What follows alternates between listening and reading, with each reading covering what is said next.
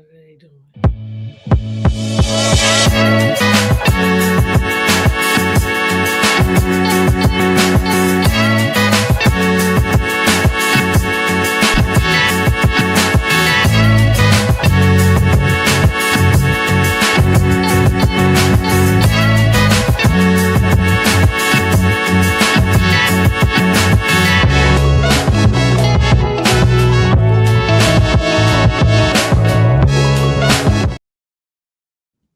Well, hello. Good evening. Let me change this background real quick, y'all.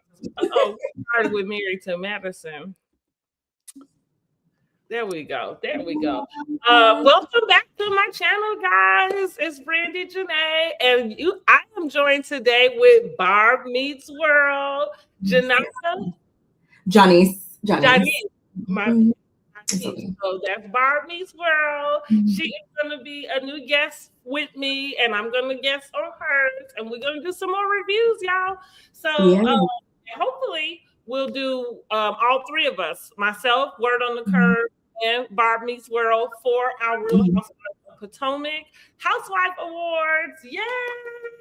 I'm so excited. Oh my God, I'm so excited. I think it's the cutest thing. And I feel like it's been on my mind for so long. So I'm glad to just kind of bring it to fruition. Now I just need y'all to come on, subscribe to the channel so y'all can place your votes, okay?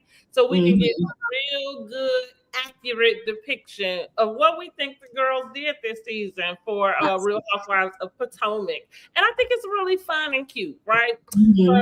To give out our own awards, okay? I mean, if they could do it at BravoCon, why can't we do it? So exactly.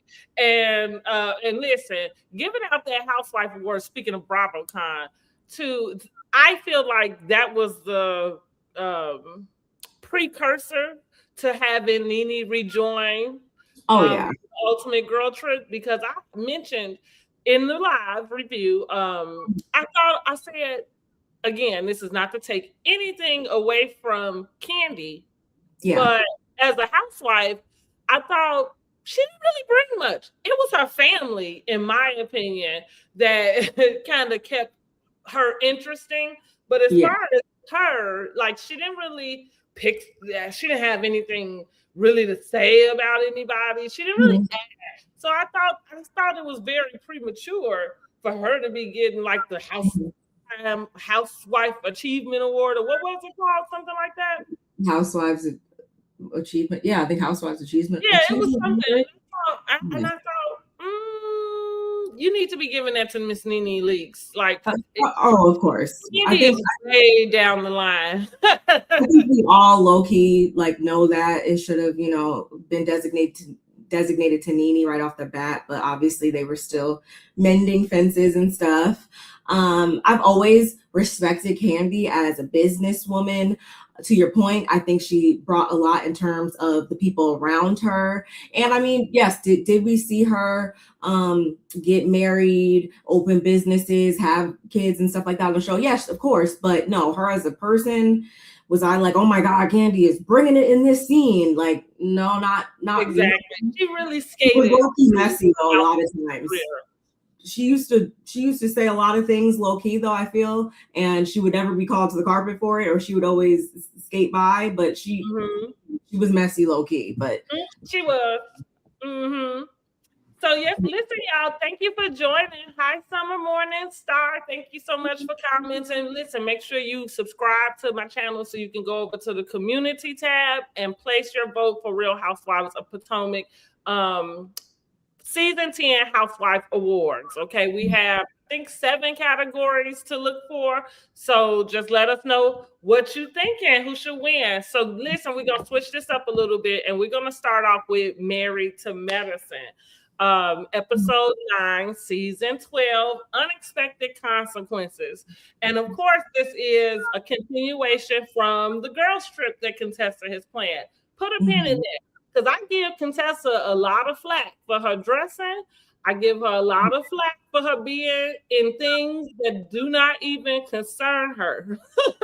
Absolutely. I say Contessa is going to find her way in the scene. She don't care what. She's going to parkour her way in the scene and make it work. But I'm gonna give her all the props, especially after that horrible trip we had to sit through with Miss Angel. Contessa, girl, you need to no comparison. Those trips. No comparison. She could plan a girls trip for me any day if it means not being driven around 20 million hours a day on back roads and being lost. Yeah, no. Exactly. Contessa got it. Literally just watched them drive around in the car. Like that was really all y'all did, and went to a rooftop at the store. And the most cringiest thing was announcing what you spent at the store. I was just like, ew, like that was so yucky. And they had Angel written all over it. I can't wait for them to talk about it at the reunion so we can find out. Because mark my words, I'm almost certain that was Angel's idea. With the prices? Yes. I don't know if it was her idea as much as it's clear that they've been reading the comments, in my opinion. It's clear that they have became aware that they are known as Potomac. I feel like they're trying to combat some of that stigma, I feel like, because any other time Bravo is going to flash the number for us. You don't really need to, get in a school circle and talk about, oh my God, my $250 earrings, which means that I'm rich and my kids are rich. Awkward. That did not age well at all. It didn't give what they thought it was supposed to give, but. Mm-hmm. Well, I would tell you, I saw a small clip of the after show, and Angel made the comment about Kemosabe being like a small business. Even she said, even though it's well known, it's a small business. And so was talking about how she felt it was very important for the girls to patronize the shop. So with that coupled with the fact that every time she is in position to defend herself about her season, it was a flop. Poor thing. I mean, it just is what it is. She combats it with a value amount. So I recognized when they were on Watch What Happens Live and her husband responded, while we liked the way he responded because he was taking up for his wife, it was still pretty questionable that, because he said, well, she lives the life they all want to live. And I know, but you realize that this show been on for 10 seasons, and here she is joining where they are, right? They've already been here. So it's confusing to me, not to say that you don't have more than them, but it's confusing to me that you would bring yourself somewhere else so that you could prove that you had more than them. I feel like she did that a couple times though in the season, if you think about it. I remember when they were in Nevis, right? And she's like, oh, Bobby sent me $5,000 or whatever. And they were all like, okay, like, because it's always hinged upon, it always somehow goes back to Bobby. Right. If I feel like she was standing in completely her own, then they wouldn't have so much to come at her with, but it's everything is always coming back somehow to Bobby. And we don't care about Bobby. We want to know about you, Angel. Like that's right. That's right. And even with the house, she says that was a $1.5 million house. And it's like, but if the water isn't running, it's a piece of trash. You know what I mean? I looked at the bathrooms in that house and I could tell like it wasn't as renovated and it wasn't giving as $1.5 million as she thought it was, based on just some little, I really like homes and home decor and real estate and stuff like that. So I was looking real closely and I was like, I don't know. I don't know if you're fooling me with that. But do I feel like production did play a small part in how things transpired? Of course I do. So I fault Angel about 90%, not about 90%. It's got to be. I know, and that's the buzz, is that a lot of people do feel like production may have set her up. Now, I don't agree at all with it. Only because, like, and listen, y'all know I consider myself a reality guru, because I literally been watching reality TV since The Real World. Same. And we talked like the real reality, right? So, and we have gone all of these years. Of course, we know that we've gotten the idea of how this thing works, right? And so I get why people would kind of want to say that it was production, but like I explained on the live last week, y'all, production, it's not their job to step in and change courses of what's happening, right? So yeah, if her company is supposed to curate experiences, from what we saw, you're in the wrong business, right? From what we saw, because it's not about if you offer, because her rebuttal was, well, we don't offer overnight accommodations. You have contracts with these, let's say, vendors that you use to pay the experiences. So then you're the coordinator, right? Like a travel agent. That is their equivalent. So if you hire me to be your travel agent, and by the time you get to where you're going, I ain't gave you nothing to do. I ain't told you where to go. The place you stand in, I didn't let you know that it works off of well water, and you might not have consistently running water. And to prepare for that, you're gonna think I suck at my job. And you're not going to use me again, So I'm saying the same thing with her. Like, if your company is to curate experiences, it is unfortunate that this is what you kind of got left with. And I don't think production, that trip was so boring. I feel like, if anything, they probably up the ante as far as whatever the drama or suspense was about, like even with the travel map and stuff.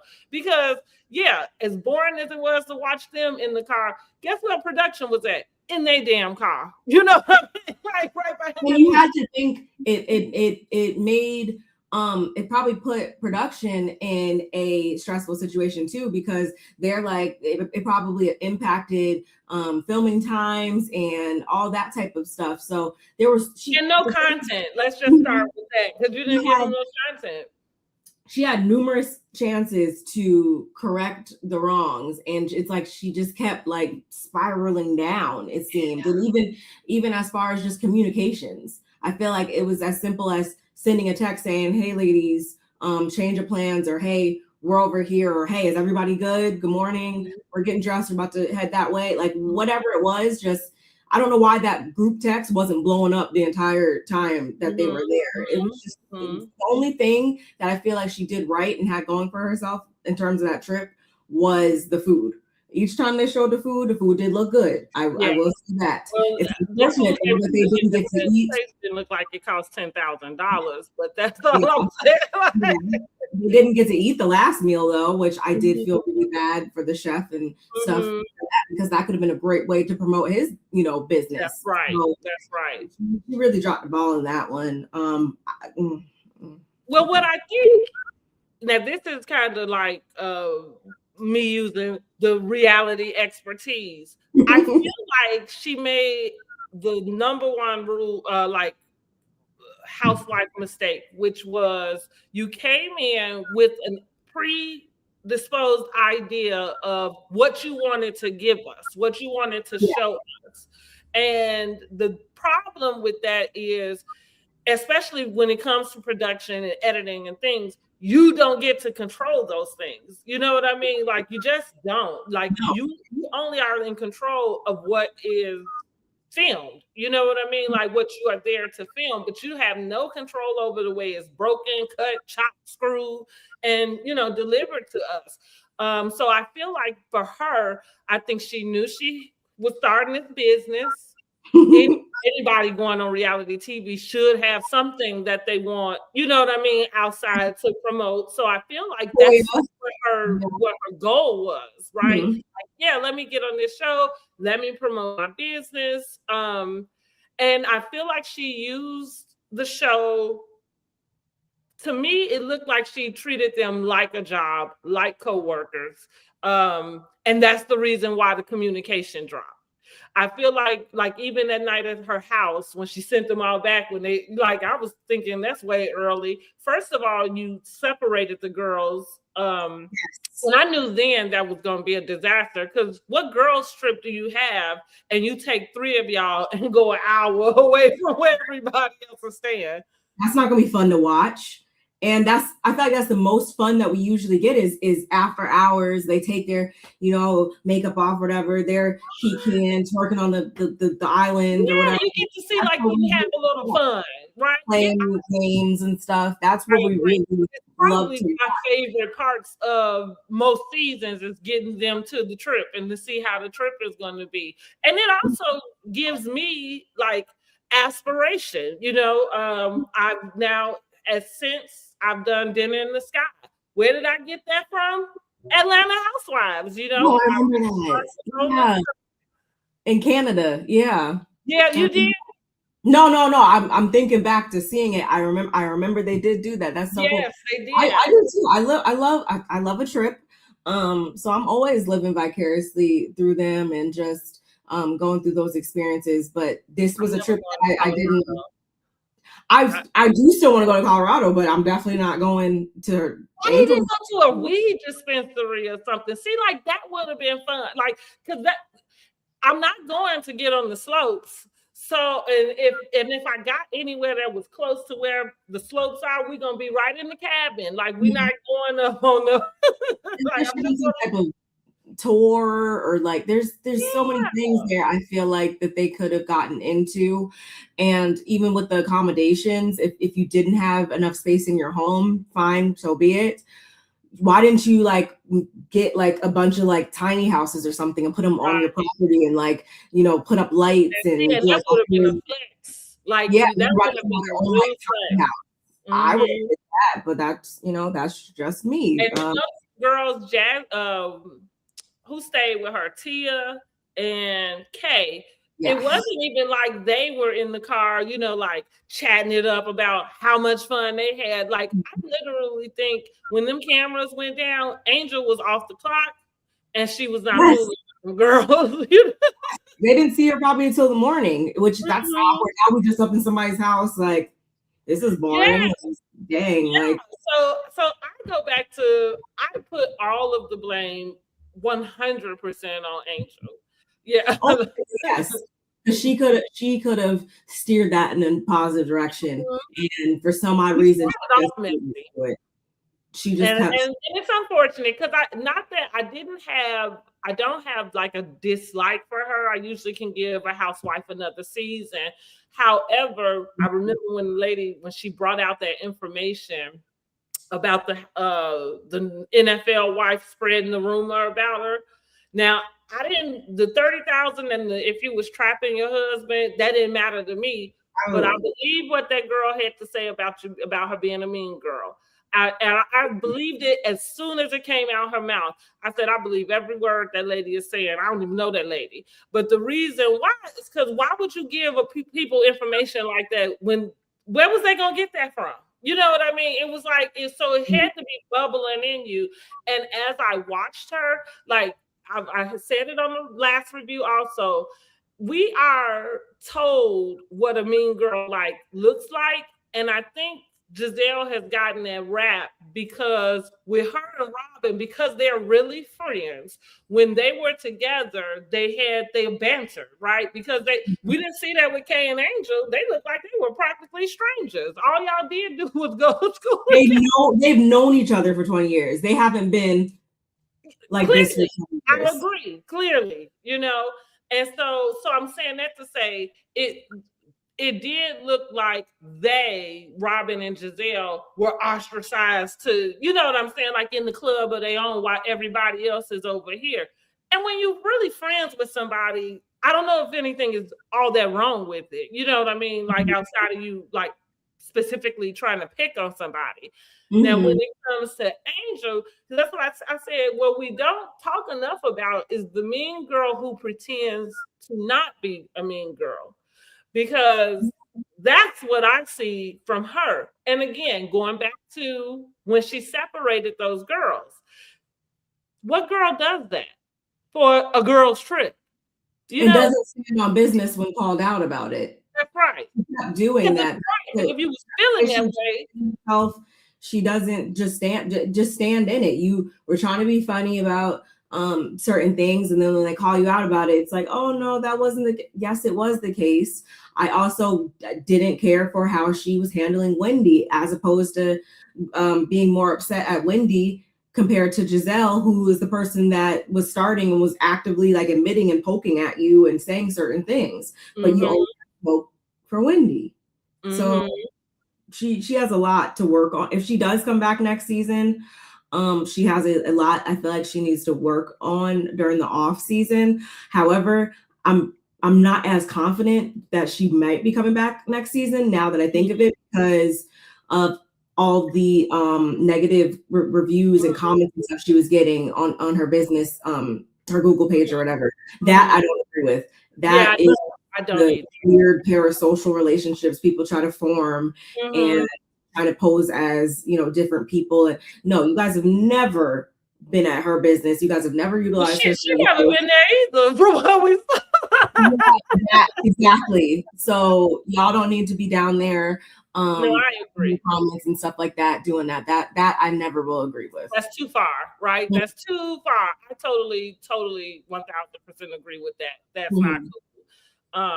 But I listen, Angel don't have to come back for me. I don't want to see her again. I mean, do you want Tia to come back? Tia can come back. Now listen, she's a little flip-floppy, So listen, y'all. Tia is like, who's the flip flopper? And she is one of the nominees for the flip flopper, but she's better than Angel. Listen, Angel can actually, the one who actually can go. I'll take Angel over Ashley.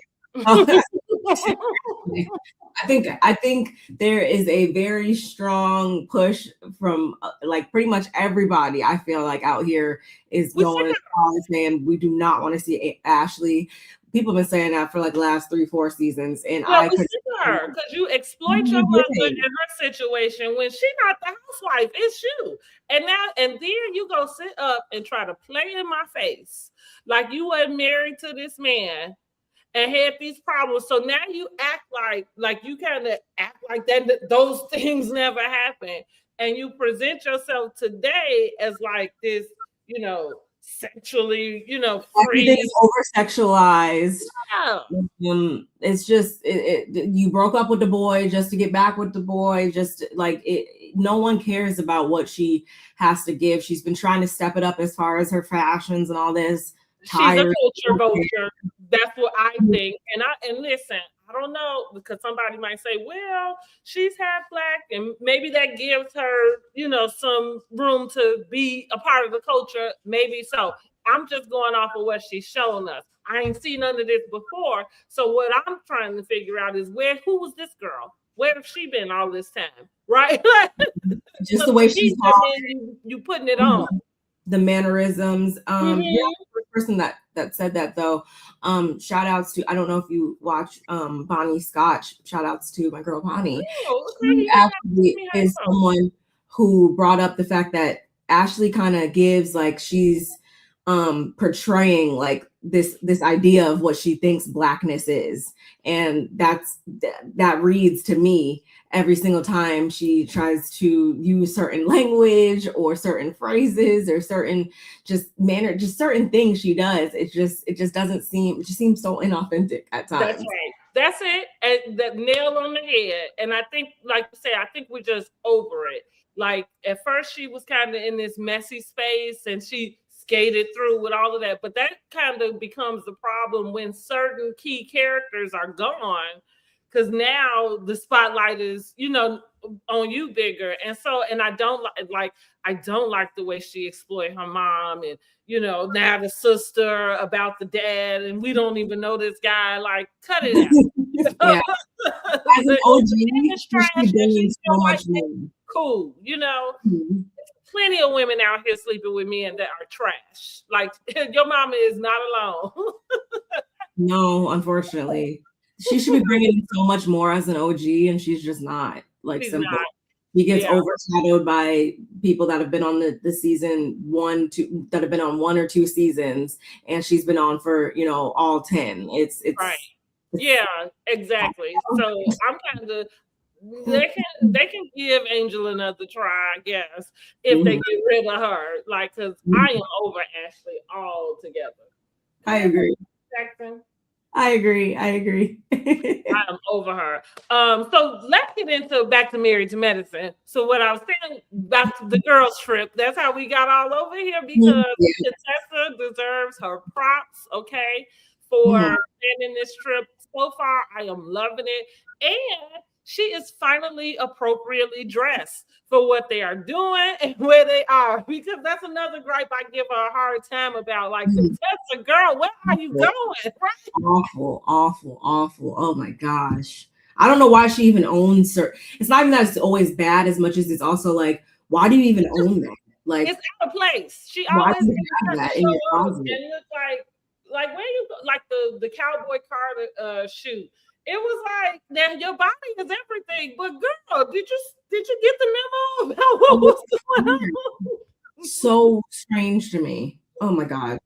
She's not self-aware about that. But again, on the trip, she's doing good.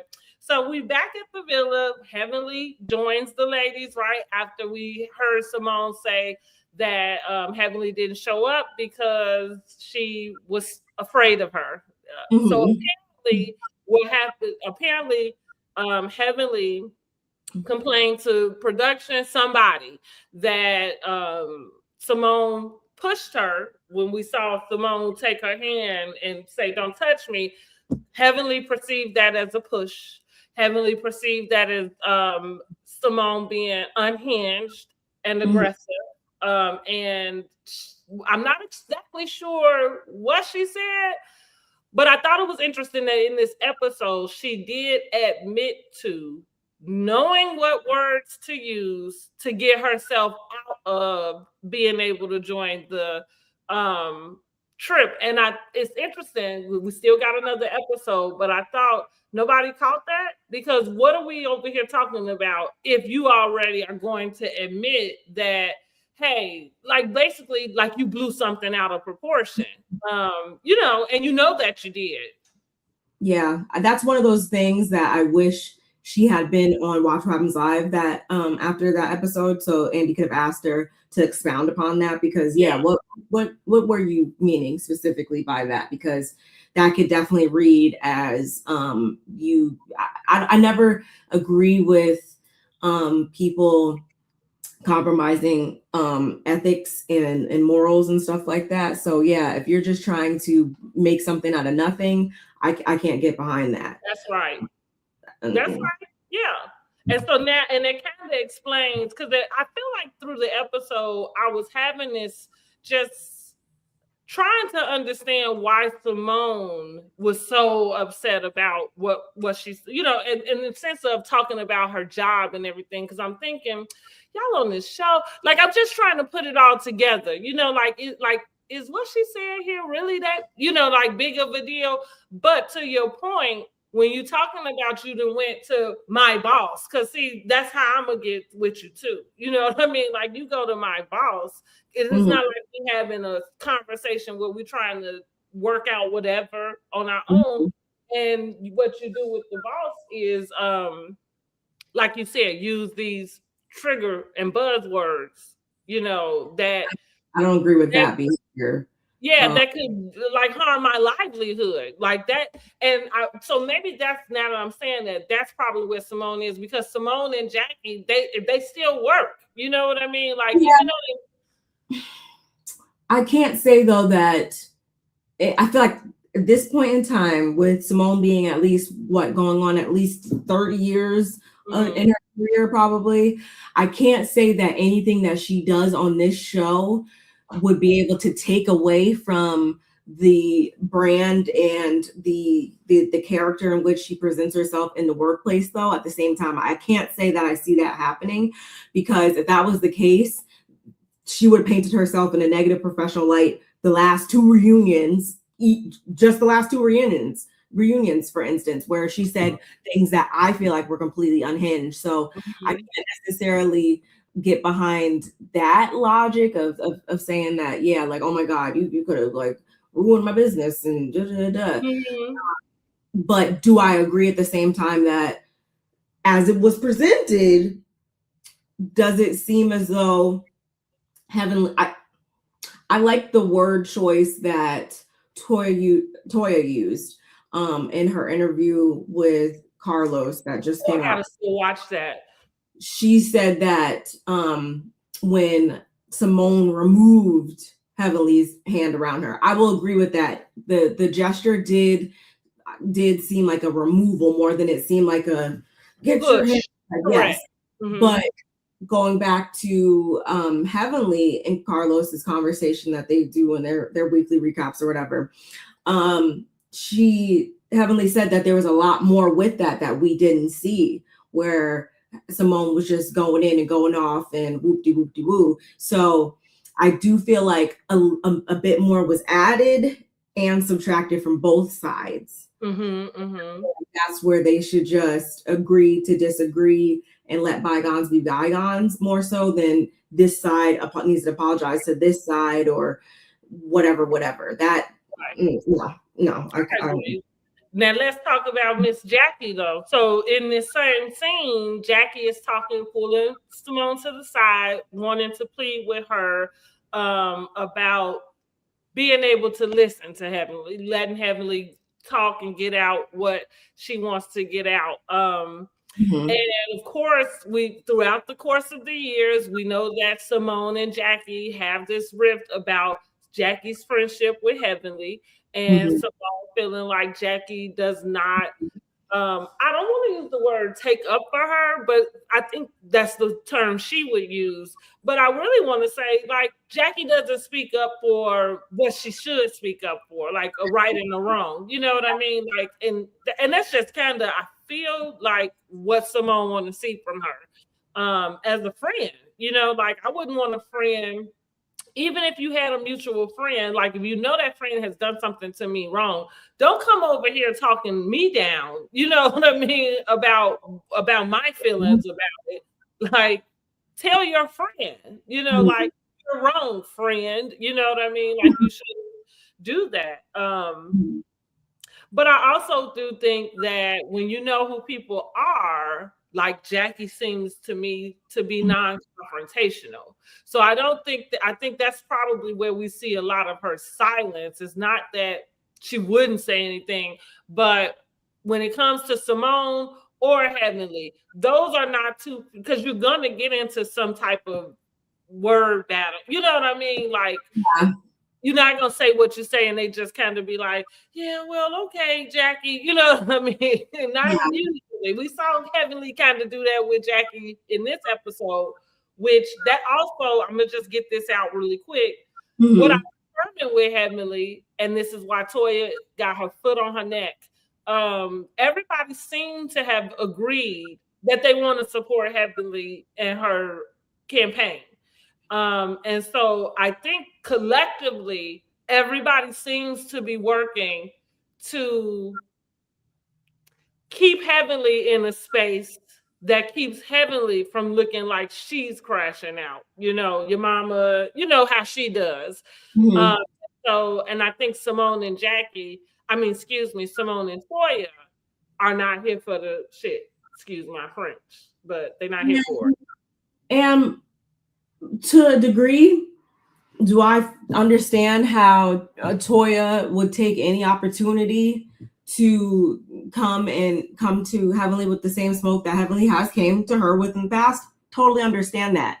But yes, it seems as though everybody kind of is allowing her to do whatever she's doing as far as this campaign and for a greater purpose and all of that. I do feel like, especially going back to Angel's party, I will say with my whole chest that they were antagonizing that lady. They were.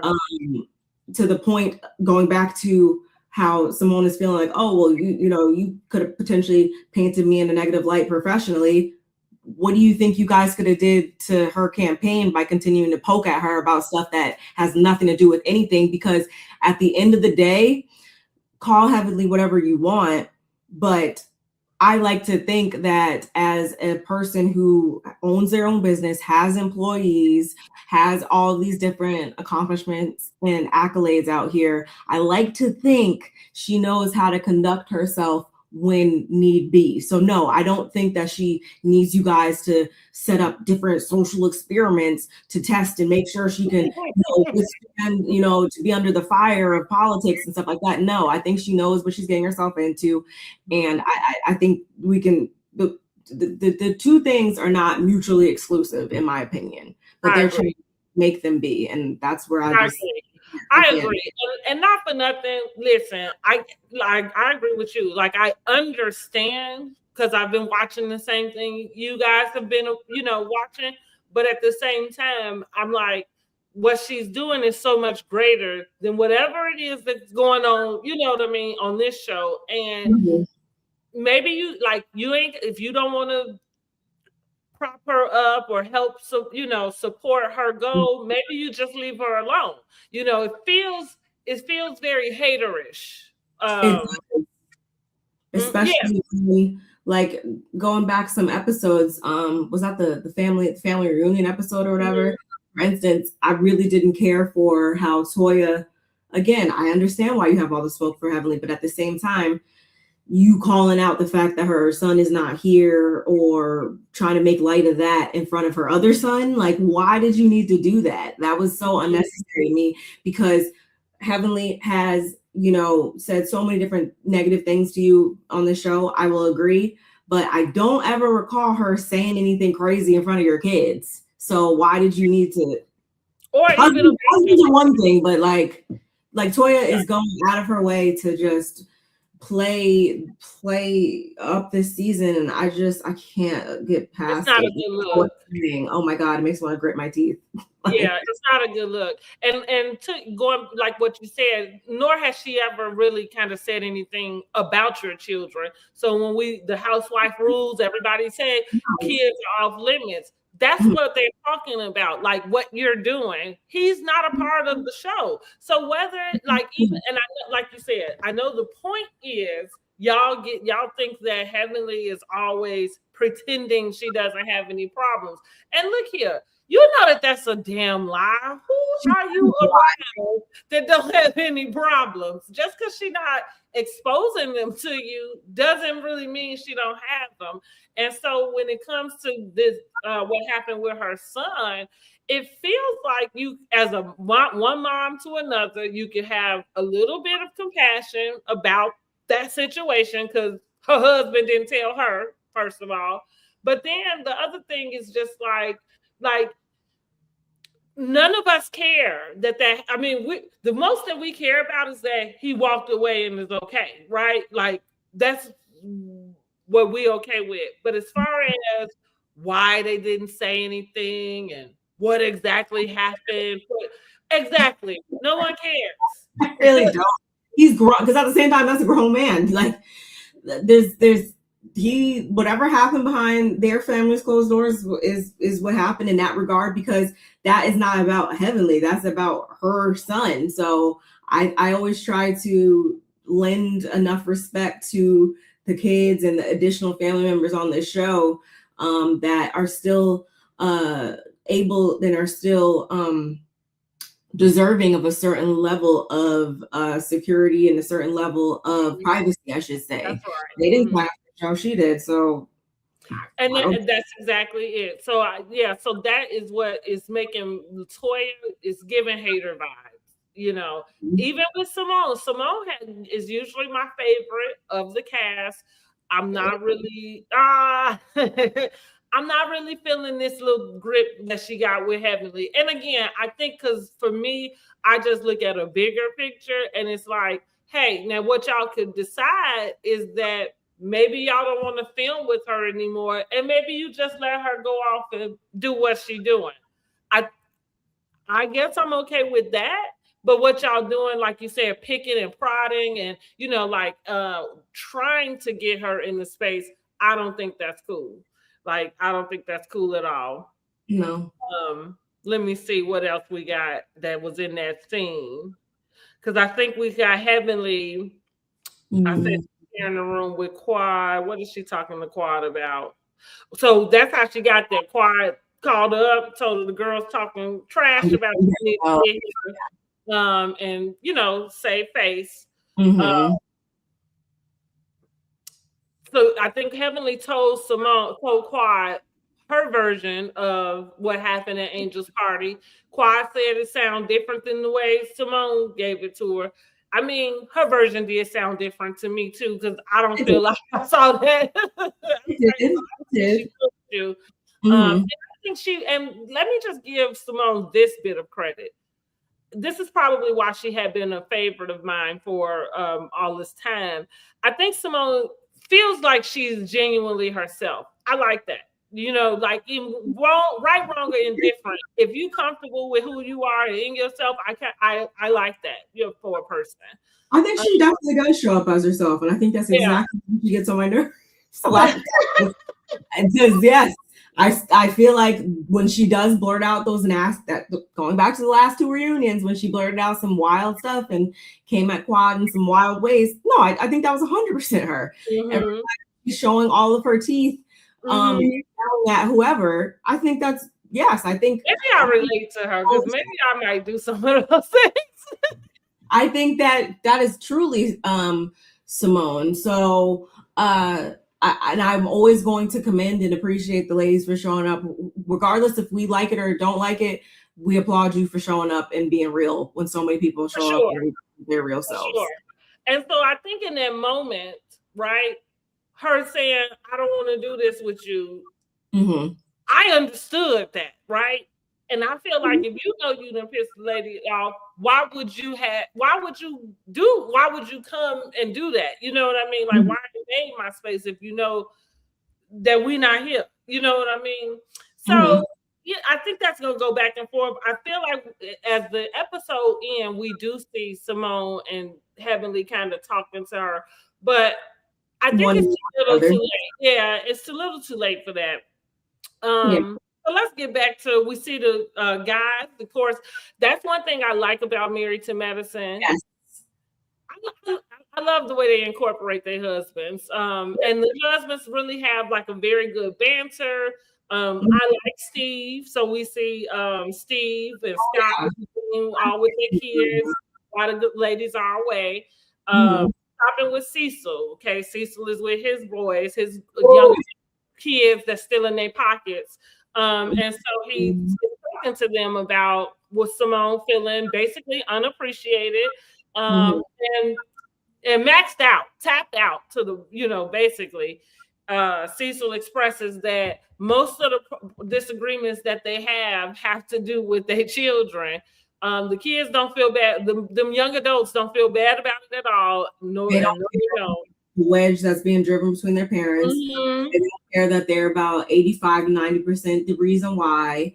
It's always the arrogance to me, even knowing that they being Simone did still buy him a Tesla and just it's the pompous, arrogant attitude that is accompanied with these actions. For me, that's just like infuriating. And it's also the fact that Cecil, you're not doing anything about this until it gets to like beyond the point of no return. It's seeming like until it starts to impact you didn't really care about it, because these are the same things she's been saying for quite a long time. And even in the scene in the end, he's talking about let's go get some food, I'll pay or whatever. It's just, this whole conversation was pointless because they still don't seem to care, and there's nothing being done differently. So she picks up and she moves out. It's gonna be what it's gonna be, and you're gonna be there. You guys move in with them. Like, I don't know. He approaches. I'm gonna say about Simone though, because I feel like as women, we have to take credit at least for some of the positions we put ourselves in, right? I know that I think women, we have been conditioned to sacrifice ourselves, especially as moms, to sacrifice ourselves for everybody else around. And I feel like that's what she's done. So with that being said, I'm not going to give Cecil too much, right? maybe about 25-50%. Maybe it could be a good 50-50, just because if this is the way you guys have operated, right? If Cecil has allowed her to kind of be the one in charge, you keeping up. And let's just face it, that's usually a mom's role, whether they're single or married sometimes, is, the manager of everybody's life.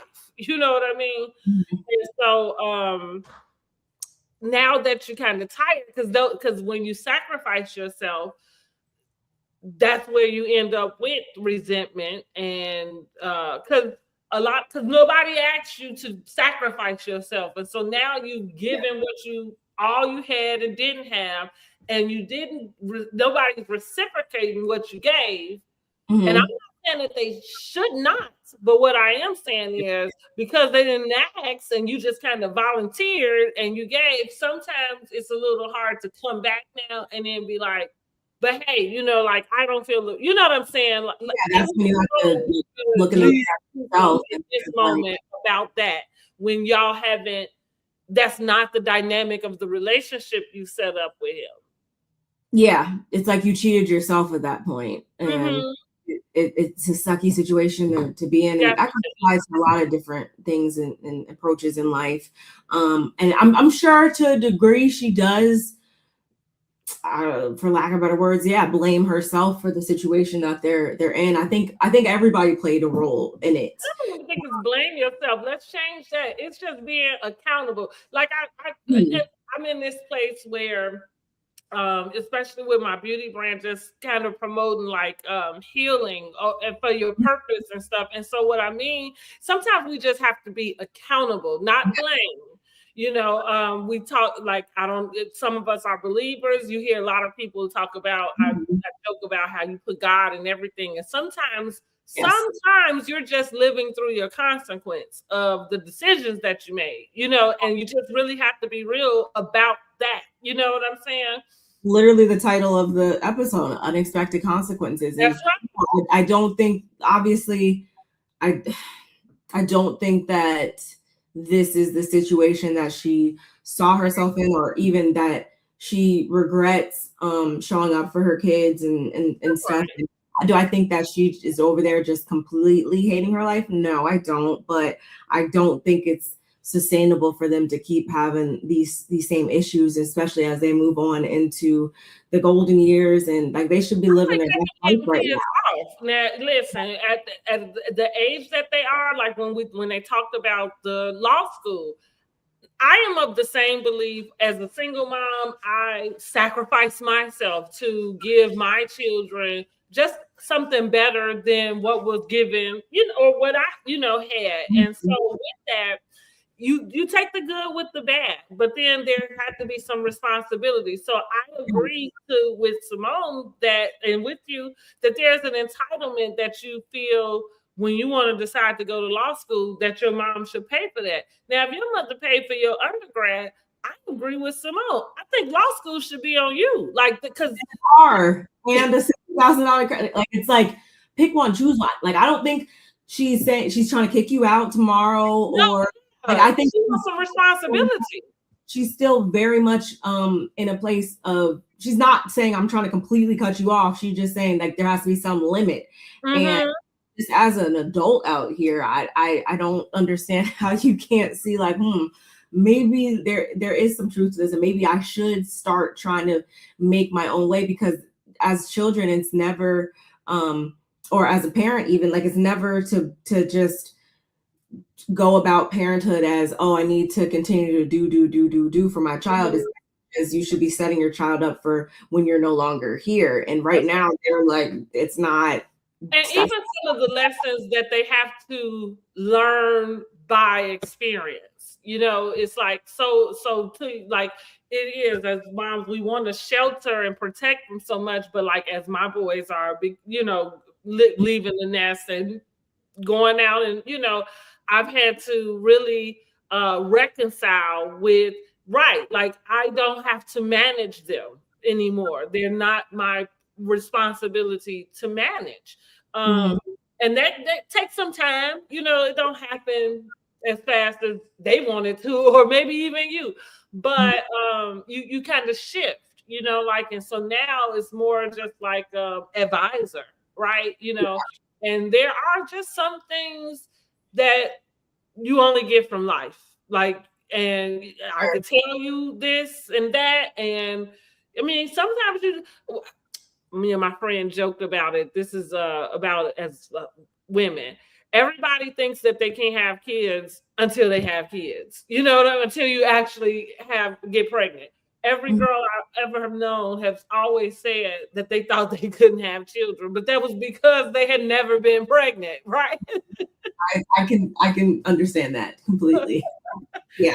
Well, and it's funny, like how that works, because it's like, because technically that you can, but because you haven't, you think that you can't, and it's kind of that same. That's the way I'm looking at that with your parents, and it's like, yeah, some stuff they just not even gonna believe you. You know what I mean?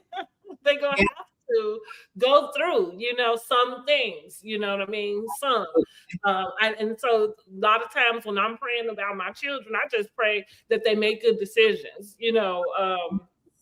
and because that's the best. And then whatever decisions you make, that you have to deal with some consequences, learn from them, so that you don't, continue to repeat the same mistakes. That's kind of the best advice I got for somebody. I agree. They're not even making the decisions right now. It's just all completely like umbilical cord is like still attached. It seems like. No, yeah, for sure. They ain't even paying their own rent. How did you graduate from undergrad and you not paying your own rent now? I don't know. A portion of it, because maybe it's high and okay, fine. Because I'm not opposed to a parent doing whatever I'm not ever gonna tell another parent what to do and what not to do with their children, because you cannot tell me what to do and what not to do with mine. If it's something I feel like I want to do, I'm gonna do it, but with that being said, it's just like you're saying, shift, start the needle, but that go back to her going off on Cecil, and it's like I can see Cecil being caught off guard. Like, well, wait a minute, I thought everything was going along fine. You know what I mean? Because we all operate in the same spaces. How fast, even the last time it kind of came up when I think he was like making the macaroni and cheese for the party or whatever, and she started to kind of bring that conversation. Before we know it, they're back to like joking and something. So it's like, it is kind of hard to read, because up until her blowing up in episode 2 or whatever that was, it was always kind of like, you guys got 2 years, and then that's it. And like it was little like things being said, but it really wasn't any fire behind it as much as it was. So I could see it being like, okay, so how do we get here again? Exactly, right? Like okay, all of a sudden. So yeah, but I agree. The conversation scene, I was glad that he at least had it with them, and I think, but listen, it's sometimes as long as you can get the information out. And like I remember talking to my kids' dad about about the correspondence, right? And I was saying, me being the mom, being the manager for all of their lives, right? At a certain point, there's just the rebellion against just my voice. You know what I mean? Like, absolutely. So it's kind of like you could be saying the same thing, but it probably needs to come from somebody else, because as soon as it's coming out of my mouth, you know what I mean? It's kind of like you already, because mom's nagging again. You know what I'm saying? And so you cut it off. And so that's why I was telling him, like, there has to be reinforcement. See, listen, y'all, I'm gonna drop a lot of gems with y'all. This is the reason why the Bible tells you you're supposed to be married when you have your family, because it's not for the whole idea of you some whore if you're not.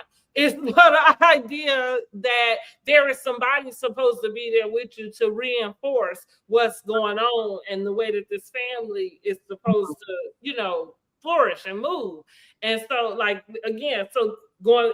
That's what made it a little bit easier for me to take my management off my kids, is because I realized that and I have boys. I have 3 boys, so that's the other thing. Like, they are becoming young men, and I believe that I can't help them with the transition from young boy to young man. The reason why is not because I don't know information, but I'm not a man, right? So I don't know anything about that. That would be like a dad trying to explain to his daughter her menstrual. You know what I'm like?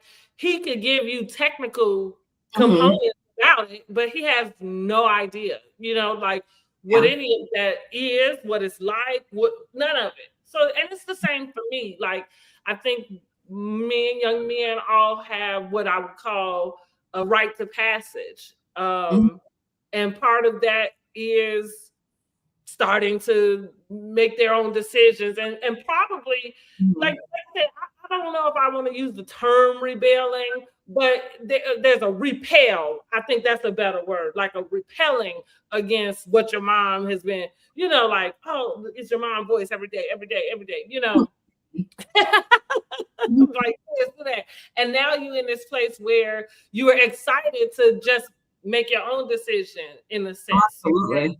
That's why I'm confused. Is like, I guess for me, like, I couldn't wait to leave the net. I left at 19. I have not been back since. So, you know, I think it was just different for me to just like, well, I couldn't wait to get out there and make the decisions and do the things and stuff like that. But then at the same time, I get, obviously, we're talking about different people, different financial background, like, totally. So it's really hard to just, you can't just treat everything exactly the same. It's definitely a case by case thing. This is just a very difficult case to watch every week. They're spoiled. That's what it boils down to. They are the typical spoiled, and not. I don't think it's Michael. I mean, which one? It's the one that Simone and him. They, you know, had a banter. So the other one don't. It doesn't seem like he's as entitled as he is, as Michael is. I will say, I seen on TikTok just like maybe 2 days ago, I did see Michael in somebody's uniform at a job. So okay, that's good. Oh yeah, I saw that too, because they was like, I work with somebody famous or something. I was like, at least he has a job. Okay, baby steps. That's true. That's true. We're gonna give him some props for that. So the ladies start getting dressed for dinner. They all are calling their men. Honey, you see Toya call her. No, I think that was the next morning when she asked Eugene about the D pic. Yeah. But they just call it up, and so they arrive for dinner. The chef comes and introduces himself, and he was a hoot, honey. I said, where did they find him at? Wu-Tang wings, what? I don't know what they are, but I'll take some. They look good. They did. They look good. And he said he was from Atlanta. He said he got that twang. I thought he was really fun. And again, chef's kiss the contestant. Like, listen, one thing y'all have found out about me, I might run somebody down about some stuff, but when they do right, I'm gonna go ahead and make sure I tell you that. I will always give them their just due. That's right. In the words of Frankie Dineva, you don't ever tear nobody down without lifting them back. So absolutely. I'm gonna give Contessa all of her things about this trip. And again, like I said, I thought the chef was fun. Like, I could see myself really enjoying his banter at the table, and the food looked good. So I guess they enjoyed the food as well.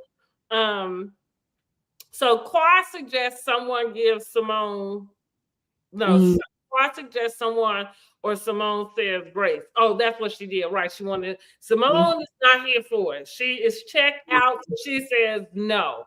Okay. I don't like when people try to use God on me either. See, that's what I'm saying. Maybe I relate to Simone. Like, don't play with me. I got it. I just, in my head at that point, I was like, here we go. Like, I knew when she said no, I was just like, okay, it started. Like, But Quad had no business going over there to ask her. Like, see, that's what I'm saying. You know that is not here for shenanigans. So leave her alone. You know. Yourself, but yes. Contessa then asked Heavenly how she ended up coming on the trip. Heavenly goes through her spiel because we done heard this about 3 times. Yes. Said she needed to have her energy right. So Contessa said, well, let me clarify. It's not because of Simone, right? So I think Heavenly gave her some answer like what happened at the party. She needed to make sure her head was in the right space so she didn't come in, ruining anything. So Simone when Contessa mentions like, okay, so it's not about Simone. Simone kind of cuts in and confirms that, well, like I shared with the ladies what happened, So it's one of those things where something happens off camera and now it's spilling on camera. I really like those things. And that's probably why I had a hard time with this back and forth between them, because I dislike when y'all have argument or when y'all bring this stuff off camera on camera, because it leaves us in limbo because we wasn't there. You know what I'm saying? Hate it. I hate it so much. Oh God, I hate it. I hate when they do that. So Simone is getting up from the table. Jackie attempts to stop her. Simone say, I need to leave right now in this moment. Toya is now wanting clarification from Heavenly, right, about why she says Simone pushed her. Now, this is a moment where I would agree with Toya. Why did you touch her at all? I agree with that. Like if you know you're in the bad, like, and Heavenly is intuitive. She has some discernment. You knew that. You know what I'm saying. You knew that lady didn't want you to touch her. You antagonizing. I can reason with that. If I was Heavenly, no, I wouldn't have done that as well. I will give that much. Yes. So Toya picking up for her friend. Okay, she like, and okay, Toya. Heavenly gets upset and now she leaves the table. So now we with Brandy, Mimi, and Contessa. They outside with Heavenly at the pool, like asking her. Well, she's trying to explain what's happening. Jackie, Simone, and Toya and Angel are talking inside about the same thing, y'all. Jackie goes outside to plead with Heavenly to give an apology. Now, one thing I will give Jackie, Jackie, for me, can always stay on Married to Medicine, only because I do think they have propped her up as the medicine, even though there are other doctors, right? And so, yeah, right. She's the medicine, to the thing. And so, same like I said with Simone, kind of showing up genuinely as herself. I believe that Jackie does also. And so I kind of enjoy her always being the even keel in a sense. Like when those seasons ago when she went off on Buffy, I did not like her during that season because that was the different Jackie to me. You know what I mean? And I was like, I'm not used to you kind of being mean. Yeah. Yeah, I want her to show up and get more into stuff more, but it's like at the same time, I'm realistic enough to know that it's season 12 now. That's not going to happen. She's there to just bring the medicine more so. So I'm not over here. I'm never going to get myself worked up like, oh my God, Jackie, you need to do more. Exactly. You're not going to get it. I'm not going to get it. I've accepted her for what she brings in a sense. And like I said, I think that she's the staple for the medicine. I do enjoy that when they go on their group trips, they do things, in wherever they go, like in the community with them being doctors. Those things, they kind of warm my heart. And I tell people, no reality show is going to be without some drama. Like, you got to know that nobody's going to watch something that's just everybody is kumbaya. Yeah. You know what I mean? It's not even realistic. But yeah, I've kind of come to terms with she's not going to be confrontational. at all. Yeah. And her friend needs to come to that realization too. If they're friends now, like, because they said she unfollowed her girl. I saw that. Oh God. Ugh. So they decided to play a game because Contessa said she needs to change up the energy. They played this cute, like, pop the balloon game. Contessa had the different, so I think the premise was everybody had a group of balloons, and somebody was supposed to read off a statement about one of the ladies, and you pop the balloon for the housewife or the castmate that you thought the saying was about. And so going back to what you said about the girls' trips and being able to have those little moments, I thought, again, Contessa, I loved the game. I thought it was cute. It wasn't too shady. It was, it was appropriate, right? And it got everybody laughing, kind of, it was a nice way to end the night. Contessa, you better go over there and give Angel some tips, honey. I agree. And I'm not sure about you, but I know for sure I always appreciate the casts that can argue, go at it, whatever. But in these moments, they bring it back in and they're able to all film together and still, give us something in terms of fun, light shade, hee. And I think Marriage Madison is one of the casts that does that very well, because even Heavenly going over to pop Simone's balloon, like, that was fine. There. So and even technically speaking, going back to Quad and Simone, they went at it at the Angels party. That's kind of where things started. And I think Quad even mentioned it, like, that just happens, and now she's on my face, and which is what it should be, in a sense, because I mean, this is your job. It is your job. Like, that's what we know for sure. Like I tell people, in your real life, you generally don't go on vacation with people you don't get along with.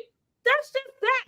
So with case, when the cast trip, the cast got to be there. Like, you know what I'm saying? Like, you cannot vacation. I got family members that I won't go on vacation with. So I get it. I do want to ask you though, what do you think the issue is though between Quad and Simone? Why they can never stay locked in? Like, what do you think it all comes down to?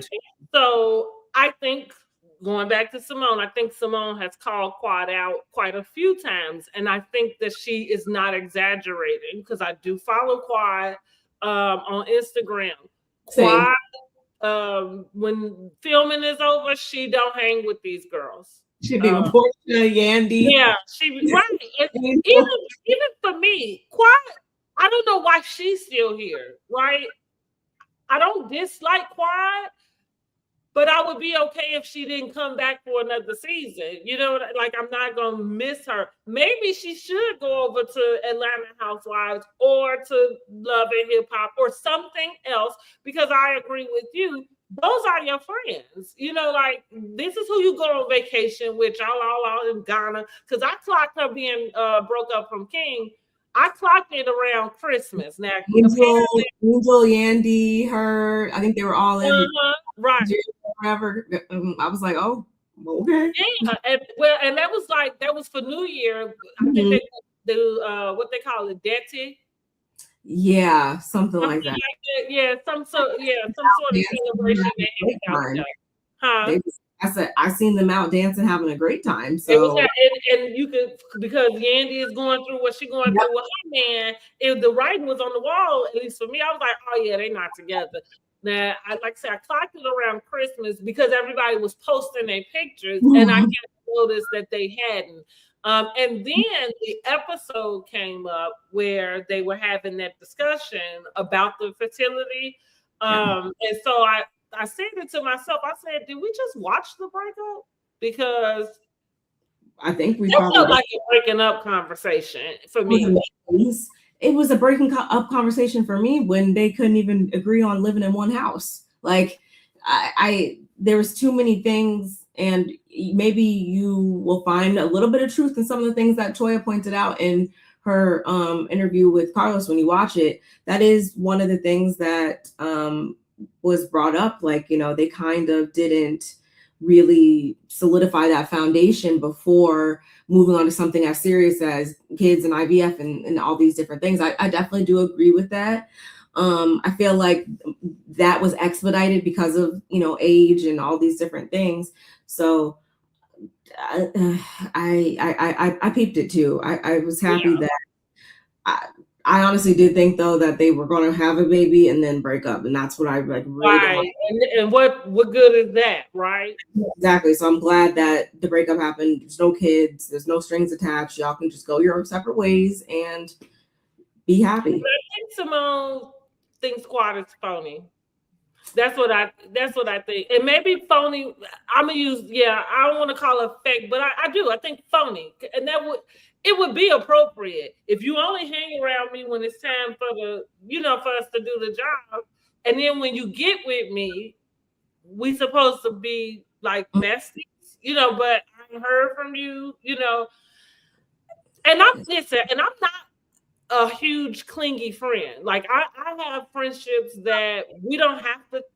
I don't know if there's anybody at this moment. I'm 45 years old, also that I talk to every single day, outside of my own children who are in my face, right? Because even as they are out on their own, I think we kind of have about a once a week type of, thing, and again, so I have girlfriends who, we talk once a month, you know what I mean? Some I talk to a little more often than not. So I'm just saying I'm not a clingy friend.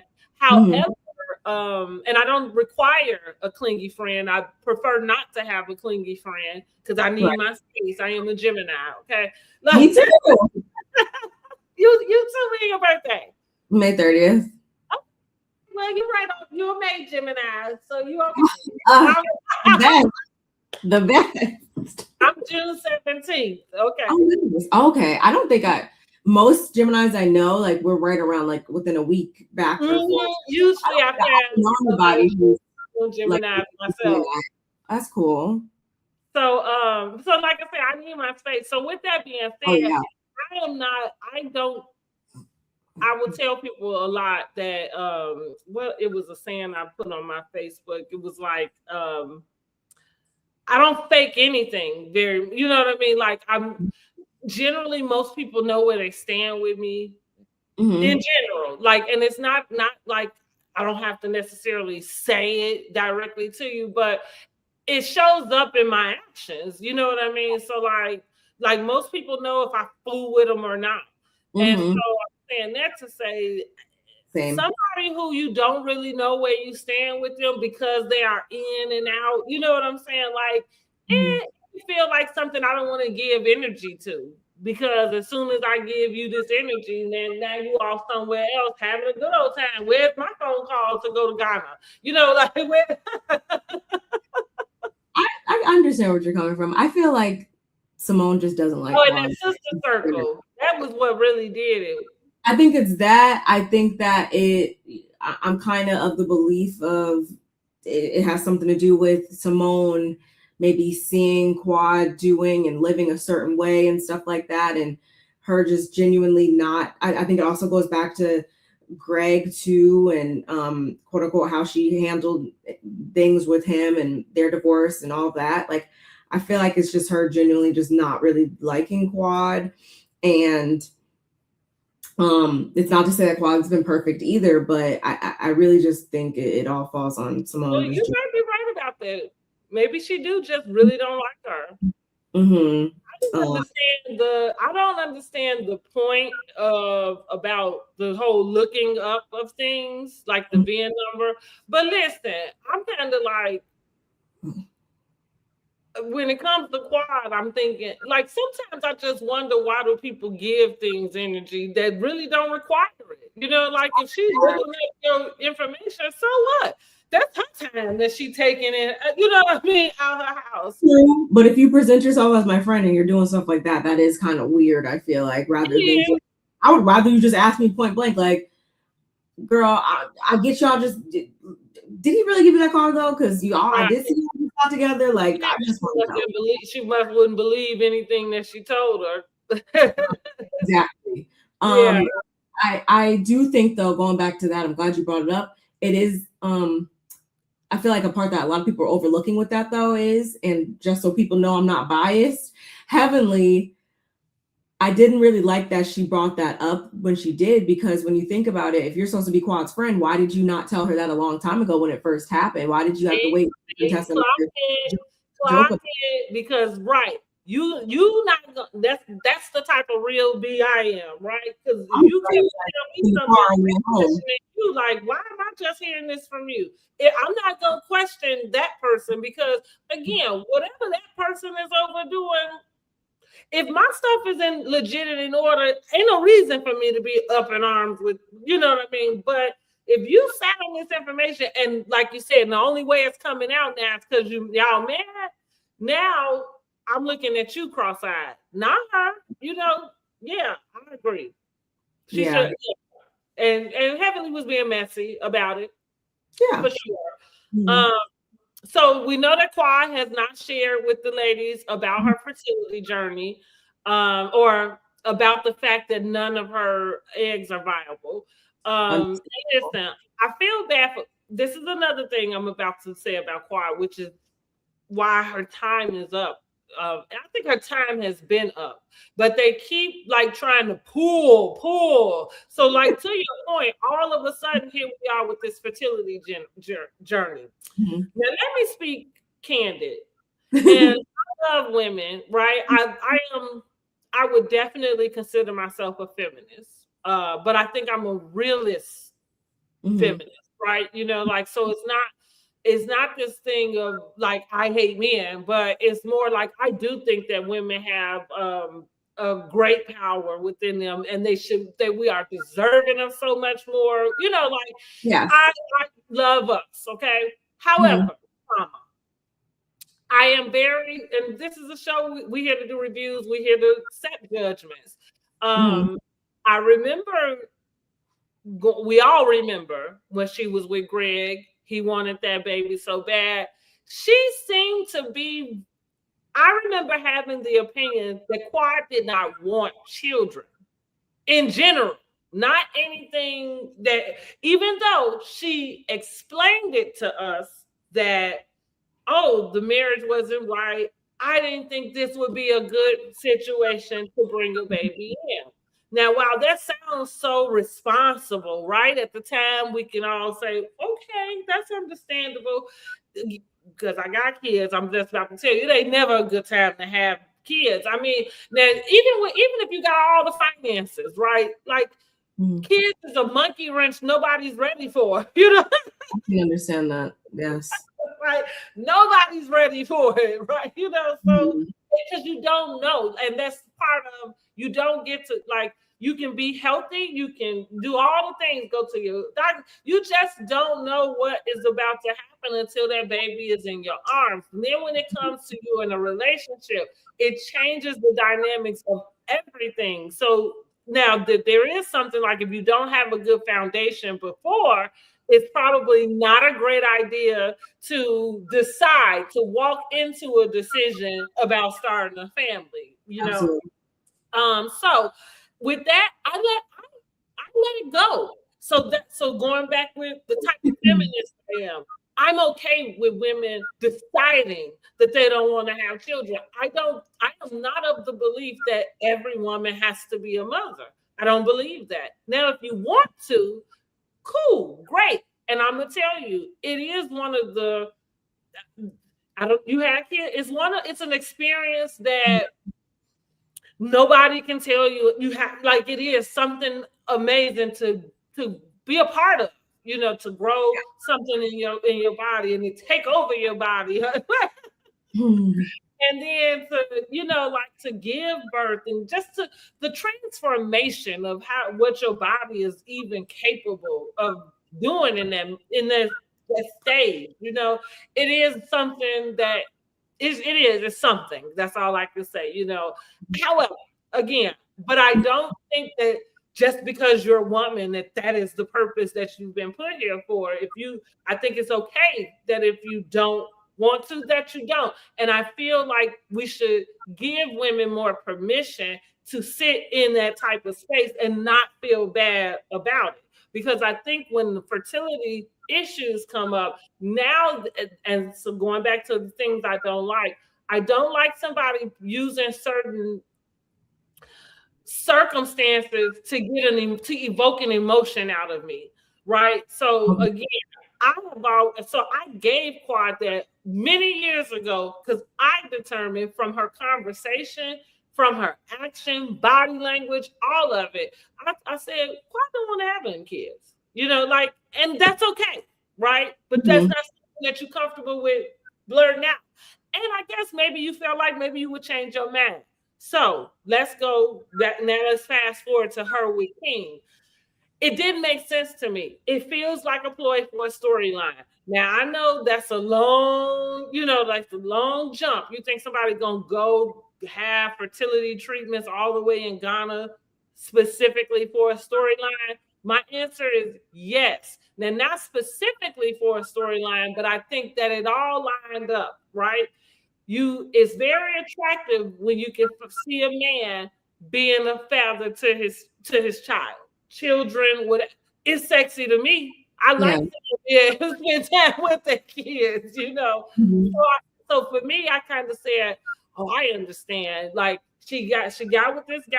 She done seen him the way he is with his daughter, without taking into question whatever the situation is of why he's not in the house with his daughter. See, that's why I'm single, y'all, because I have those types of about that. Huh? King did a lot of stuff and said a lot of stuff that I was curious about and was curious to know. He just seemed like the only reason why he wanted another kid was to have a masculine child, to have a son for legacy purposes and all that stuff. I think it was more than that.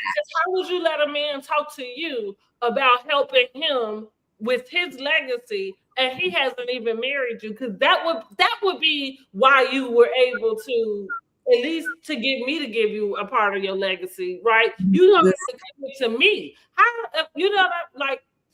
But again, we have to normalize those conversations and that type of thinking. The same man who was saying last season that there's a sequence to.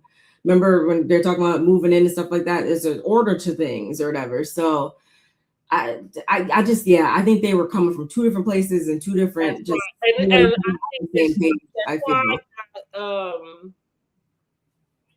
laser focus on the whole. I think it was laser focused on not specifically the baby as much as like the whole. She was back in my mother cooking pancakes in the morning in an apron. Like she was back into that whole, I feel like, angle of thinking more so when she met and met him and stuff, and kind of just was all gas and no brakes from then on out.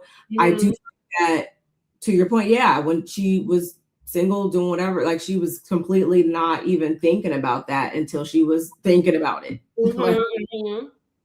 And it's okay, you're allowed to change your mind, but don't like Simone had the conversation with her all those years ago. How many patients she had that, in the time frame of when your eggs are prime and all of that, she wasn't trying to do anything. And so what she said, she's like, you don't know how many women push it off, and then when they're ready, or when when the clock really is knocking on your door, now you have these barriers, that are going to keep you from being able to get to that finish line.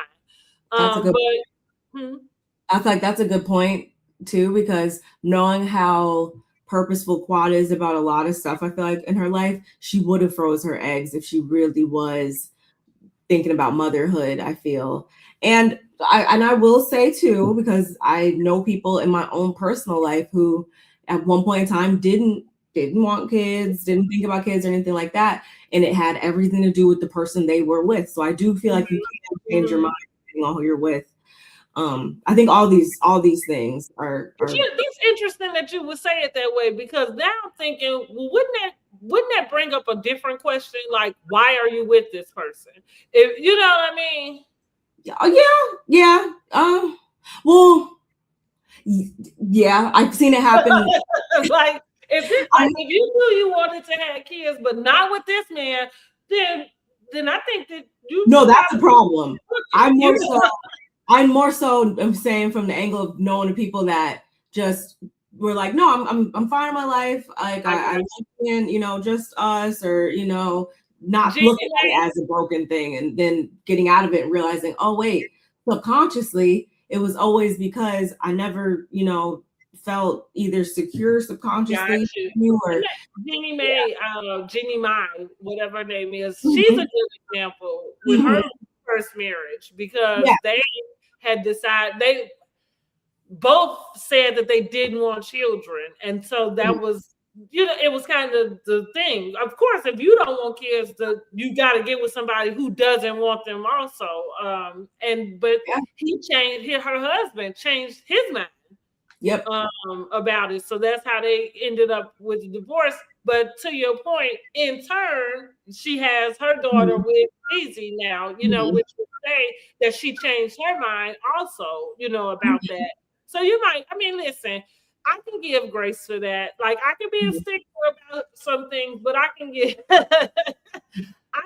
grace for that, because, like, what I will say for me and my journey to motherhood, and so I do try to be understanding, because what I realized is I had my children young. There were no issues about, getting pregnant. So some of those barriers did not be, I don't have the full knowledge of what that takes out of you. I had my children easily, right? So okay. Yeah. But I think it was premature. I agree with you. You not moved in with each other, but y'all flying all across the ocean to, have fertility treatments. The other thing I questioned was, like, what made you go all the way to Ghana so there was a time where, doing this type of thing was such a hush and everybody kept it under wraps. It's not like that today. And so you're around people, you have relationships with people who it's all around you. So I wonder if it's a price thing. So what she do, what I remember her saying in the earlier episode was that she had a friend who had twins, and she asked about the doctor, and the doctor was in Ghana. So I took that to interpret that you're trying to have twins. Like that, you know what I mean? Like that there's an expectation of you having multiple children. Because again, it didn't feel like enough reason for you to go over to Ghana when there's plenty of doctors that do what you need them to do right here. And so going back to me saying I don't like people using different things to evoke a particular emotion out of me, I feel manipulated, because if it feels very extra. And now you have to have now there's this bigger emotion on top of what you're doing just in general. The fact that you are in a fertility journey, but now it's the fact that you're throwing in that y'all going over to Ghana, and and you got a doctor over here doing stuff that you got to consult all the way back with somebody in the States, and it felt like you created barriers where you didn't have to. You know what I mean? Like if this was really what you are determined to get done. Yeah. I think that's the interesting thing about life, though. Maybe it was supposed to happen exactly how it did, because that revealed to them that they shouldn't be together. And maybe super easy. Hey, maybe if it was super easy and they just were able to do it around the corner in Atlanta, that could have potentially landed them in a situation where they realized, oh wait, we got a baby now and we don't really want to be together. Like we don't even like each other like that. So Yeah. It just happened. I feel like they probably just had like good sex, of course, because they were talking about they was 15 times a week. Right? And yeah, though, does anybody work? Like, is that realistic? Like that makes me concerned. Like when I hear that, and I agree. See, like, because then I told y'all that's the type of feminist I am. That I agree with you. Saying something like that for me feels like a man has you as an idea like you are some sex toy. You know what I'm saying? Like, it sounds superficial too, because it's just like is that a component to relationships? Is that important? Okay, but there's a lot more with that. So it's still surface level though. At the same time, you guys know you're sexually compatible. Okay, what else? Right. Which, hell, that's the one that gets you in trouble. I want to know what his house looked like. Why do we never see his house? Like it was yeah. No, I'm not even gonna say that because he. What you say? Move on, honey. No, I'm just. I don't. Based on what, again, I know you still have to watch the interview with Carlos. You can still say whatever because I'm still watching. It was more so. I just want, when you do watch it, I want you to come back and let me know if you think that maybe we'll see King again on the show, kind of like a Greg situation. Okay. I say that because him and Eugene rapport. And it seems like Toya's cool with it too. So I'm like, I hope that doesn't happen. But I'm not convinced. Yeah, I hope he goes away. Like, if he's not with Choir, he needs to go back to wherever she came and brought him back. And not to say that y'all can't be friends, but whatever y'all do, it needs to be all off camera. Like, we're done with him, right? Yeah, we're done with him. So I am gonna look out for that. I think it's possible. I'm trying to figure out if there are any scenes that are left with King and Quad. Because again, so it's funny, I love when the reality stars come out and they try to read us about whatever going on in their life, and it was like, oh, it happened months ago, and it's like, okay, nobody gave a damn until it showed up on our TV. You know what I mean?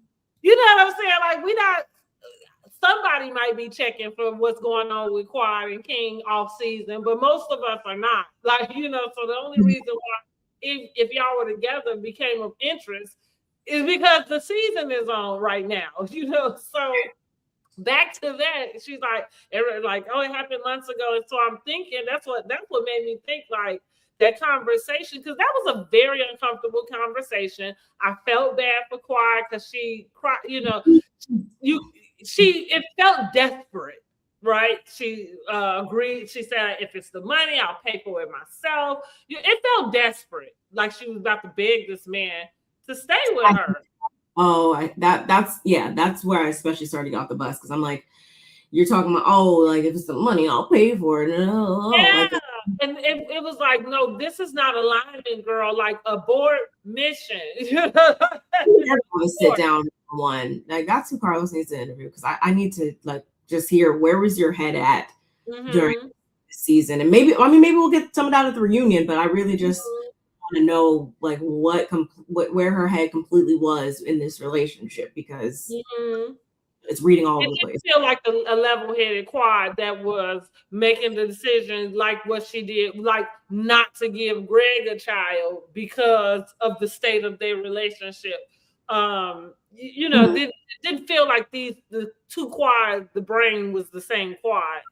But again, you loved him. Maybe you felt, like clearly there was something else different that she felt with him. And I'm just going to say this. I think the baby thing came as a way to kind of lock him down. Like the same way men might do that with women. Like, some men purposely want to get a woman pregnant so that can be their baby mama, child's mother, whatever. And I think women do the same. You know what I mean? And so I feel like that's what Quad was.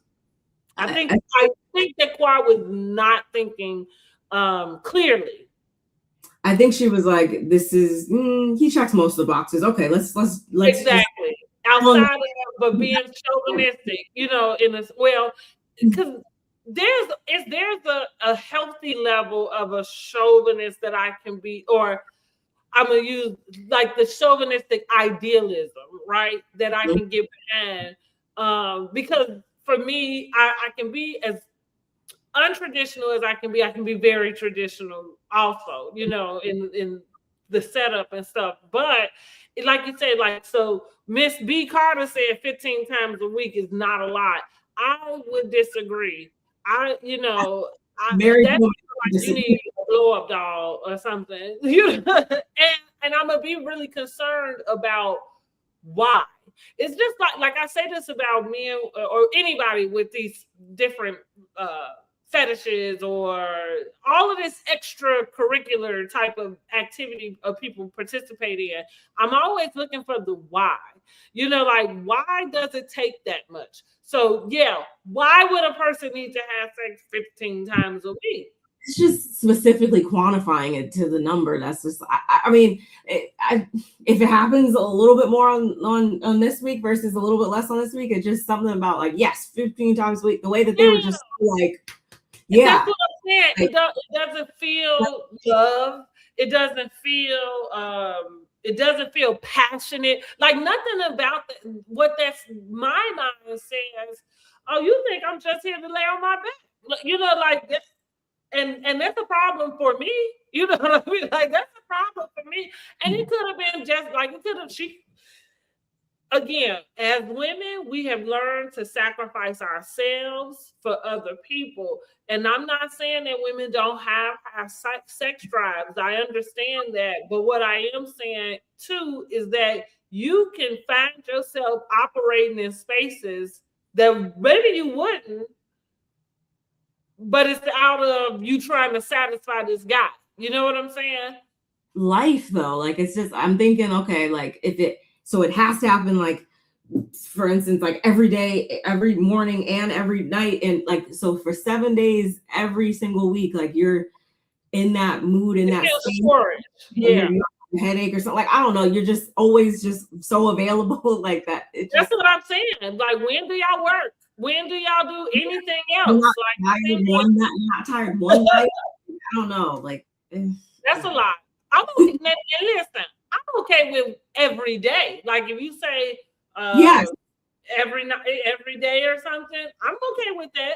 I'm okay with 3-4 times a week. I'm okay with that. But I agree with you. The 15 times a day, you have time. And are you okay? Like, yes, exactly. I don't know. And are you okay? Because no, don't come beating my thing up like that. Like, no, go get somebody else to do it. Yeah. But so with that being said, really quick, let's pull up the seating chart, because that fertility journey has gotten Quad first chair. Apparently, it's been a while since she's been first chair, right? Probably since her married to Greg days, or going to divorce. So, tell me, when you got the seating chart, what did you think? I was like, okay, interesting. We got a Simone and Jackie drop down. We haven't seen that in a couple seasons. Mm-hmm. So, of course, I noted that right off the bat, and then I was like, Jackie can get dropped down at least one more, I feel like. And honestly, Heavenly as a friend, I feel like has been delivering a lot more than, Jackie. So Heavenly just clocking in as a friend, which is funny. Because I'm like, you ain't even got to work as hard, like, but you clocking in. They can switch for sure. And then I was kind of like, oh, I don't think it's Quad's first time. I think Quad was in the first chair during maybe not though. Maybe not. I gotta go back and check. I'm not sure. That's right. I'm with you. I gotta go back and check, because I might be confusing them having the 101 with Quad having a first chair thing. Because that's kind of the reunion that I'm thinking she may have had the first chair. That, you know, do you remember the season where Greg got on the floor and was rolling around on the floor? Yes. Yes. Yeah. But if it's a first time with the first chair, I mean, listen, I wouldn't even be surprised at that information simply because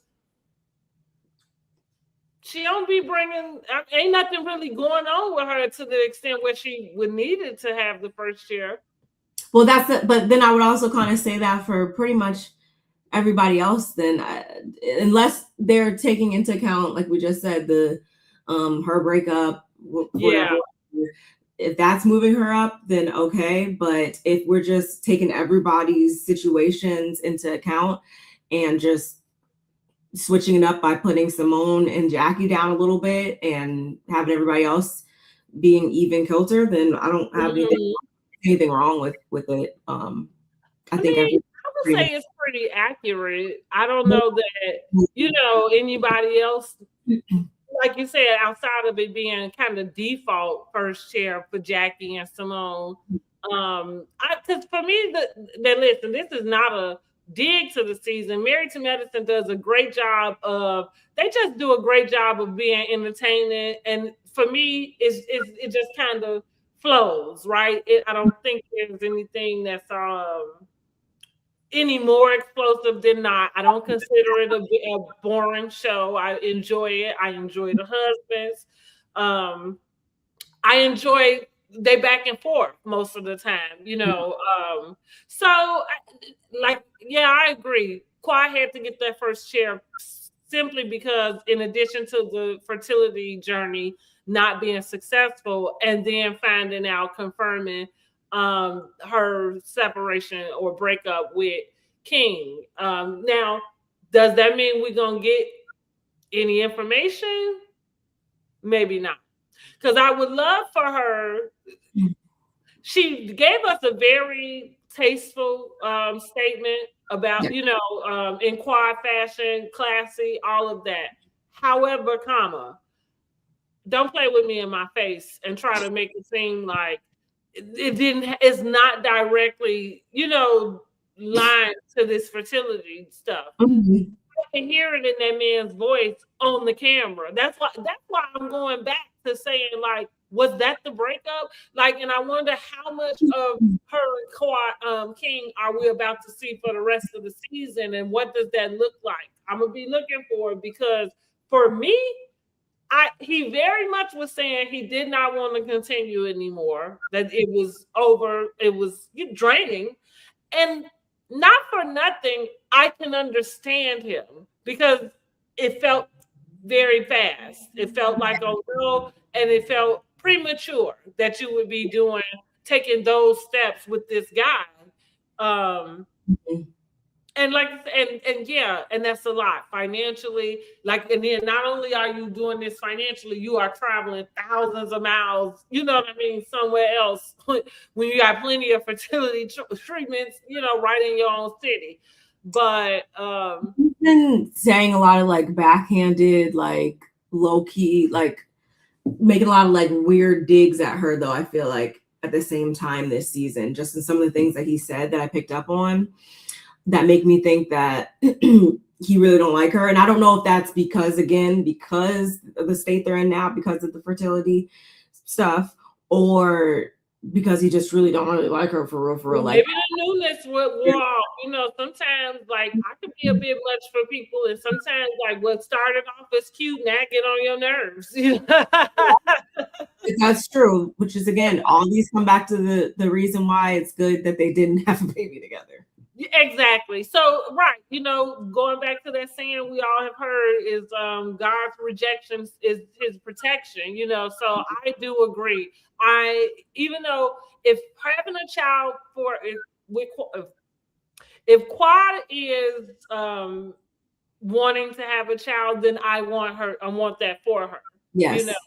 But also I don't want to see her in I don't want to see her forcing, and especially at the age that we are, like we not like I don't want to find her in a position that people in their 20s end up in. You know what I'm saying? Like, because you're not vetting your circumstances and your person, and like, and then you wind up in child support for the next 18 plus years. Like that's law for them. Yeah.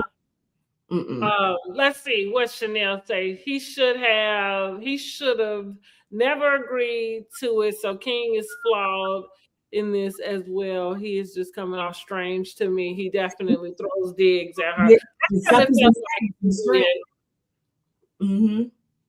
You say it seems like Quad took Sweet Tea storyline. Well, now listen, we're not even gonna go there with Sweet Tea. We're gonna leave Tink Tink alone, because getting on the TV telling us she had some her fight. What is it? Endometriosis. And I thought, girl, you at the age that you are, you knew you had that going on. What?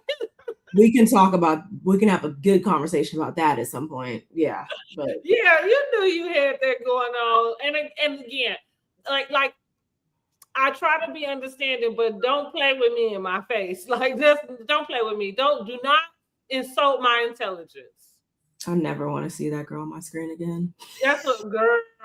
That's why I said we're gonna leave poor Tink Tink right on alone. I wonder what's going on with her and them doctors' wives of Atlanta.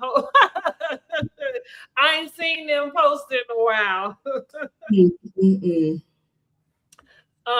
So I am gonna wrap up because I forgot the next scene. That's the next morning. Toya is asking about the dick pic from Eugene. Contessa is making her rounds with the ladies, which I thought it was cute. Contessa does. So that's what Contessa does too much. I call her Contessa does way too much.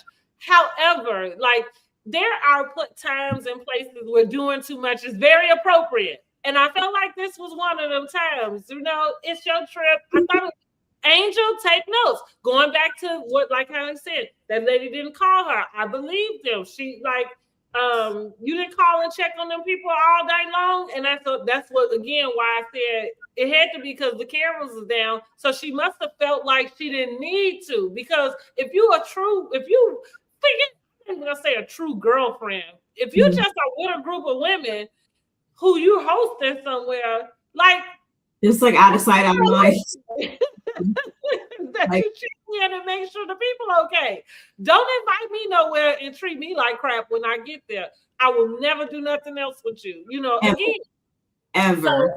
So yeah, Contessa go around and she got her laptop and she taking notes from the ladies, wanting to see what their gripes are. Of course, we already know what it is. I heavily want to see if she can get Toya to shut the F up. She not too clear about that. She says she can try, but she ain't make no promises. So they all meet back at the pool, and so Contessa has asked the ladies to allow Heavenly to speak without being interrupted, to let Heavenly get everything she needs to say out. And once she says she is done, then people can ask their questions. This is where Heavenly, I don't know if it's a slip up, because it didn't feel like a slip up, but to me, it felt like it was an interesting piece of information for her to have said that she knew what words to use to get out the situation.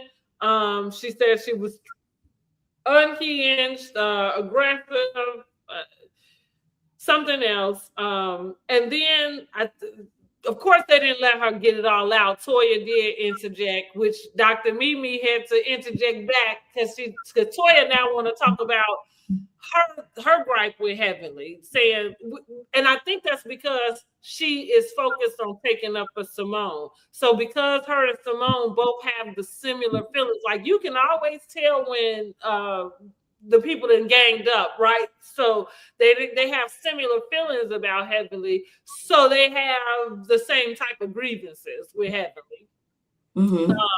And so Mimi cut in like, well, hey, listen, we was trying to get her and Simone together. Like, we're going to have to get your issue on the back end. In the midst of that, Heavenly goes over to Simone, and now she's offering an apology to Simone. I thought that was strange because I felt like as soon as you said I knew what words to use to get myself out of it, I would have expected the apology to come after that. Like, I'm really sorry about doing that because I realized that I took that too far and that I didn't have to do that type of deal. I don't know, but that wasn't what was going on. And that's really how that ends with Heavenly trying to plead with Simone and let her know how sorry she is and that she didn't mean it. And that's where we at. So what would you rate the episode this? On a scale of like 1 to 10, I would say I would give it like a 7.5. Yeah, I think I'm about 7. Like I said, I think Married to Medicine is always pretty even keel. I think it's a great show. I don't think it gets the recognition it should. Right. But obviously every episode can't be a 10, which is totally fine. And I'm okay with not hearing about certain beefs anymore. I do feel like when it comes back to Heavenly and Simone, like, no, I don't think you guys are friends or people that will ever be truly friends. And I think the same thing could be said for Simone and Jackie, quite honestly. I don't think they'll ever be the same again. Mm-hmm. And all of that is okay. Yeah. Yeah. And you know what? Like, to your point, some of this stuff is okay in a sense because that's life. I think, I've thought about this of friendships, even relationships in general, right? Mm-hmm. We put so much value on time with a person. And sometimes you spend a lot of time with somebody that you weren't supposed to be spending that much time with. You know what I'm saying? I think that, and this is probably something I've just come into being 45, going through, my life transitions. There's some friends that I've had for 20 years. It's some relationships that didn't, we've ended. We had a long run and now we don't, have the same relationship. And what I realized, I remember when I was young, so I've had to work through maybe, I guess maybe abandonment issues might be appropriate to say. And what that means is so I had the habit of staying in a lot of places way too long. And really because I did put the value of I've known this person this long, or, you know what I mean? Just kind of trying to hold on to the relationship because I think I carried this thing of feeling like, that I have done something wrong if we didn't, you know what I mean? And so now I understand, because what I understand too is life. I'm evolving. Everybody is evolving. And so sometimes the version of us that got along, I'm not that girl anymore. You know what I mean? And so it makes sense that in this stage, that maybe we wouldn't hold the same relationship. You know what I mean? Absolutely. So I had to get to where there's a different way that I look at relationship and approach it sometimes. You know what I mean? So going back to the clingy friends, that's why I don't really need a clingy friend. I need a friend that's a friend. You know what I mean? So that means, if we follow each other on social media, you're not going to use social media to feel like you're in touch with me. You're going to be in touch with me. You know what I'm saying? Mm-hmm. Like, some point. I need a friend that's a friend. I value loyalty. I value honesty, and so again, that looks different because what I'm saying now was not the things that I really value before. I just valued how long you're going to be here. You know what I'm saying? Mm-hmm. And so, I'm using that for Jackie and Simone because it feels like that's the type of attachment they have. But if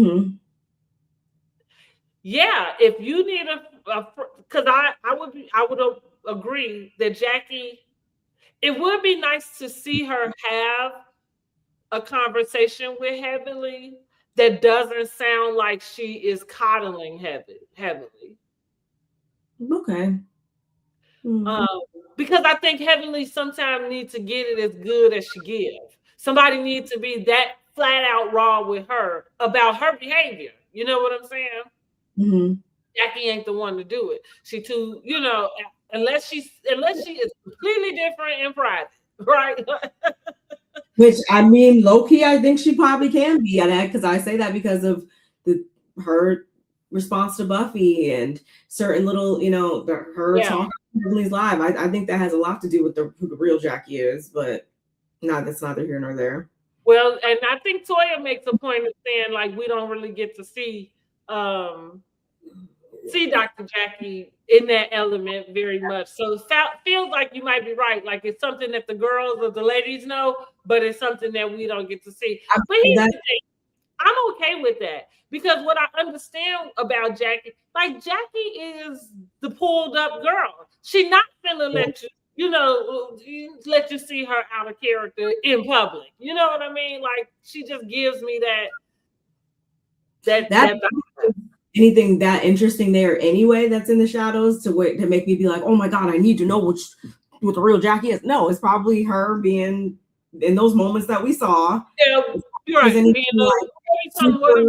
Relationship there, like, she's not out here living a whole double life. That's interesting. Exactly. It's just no.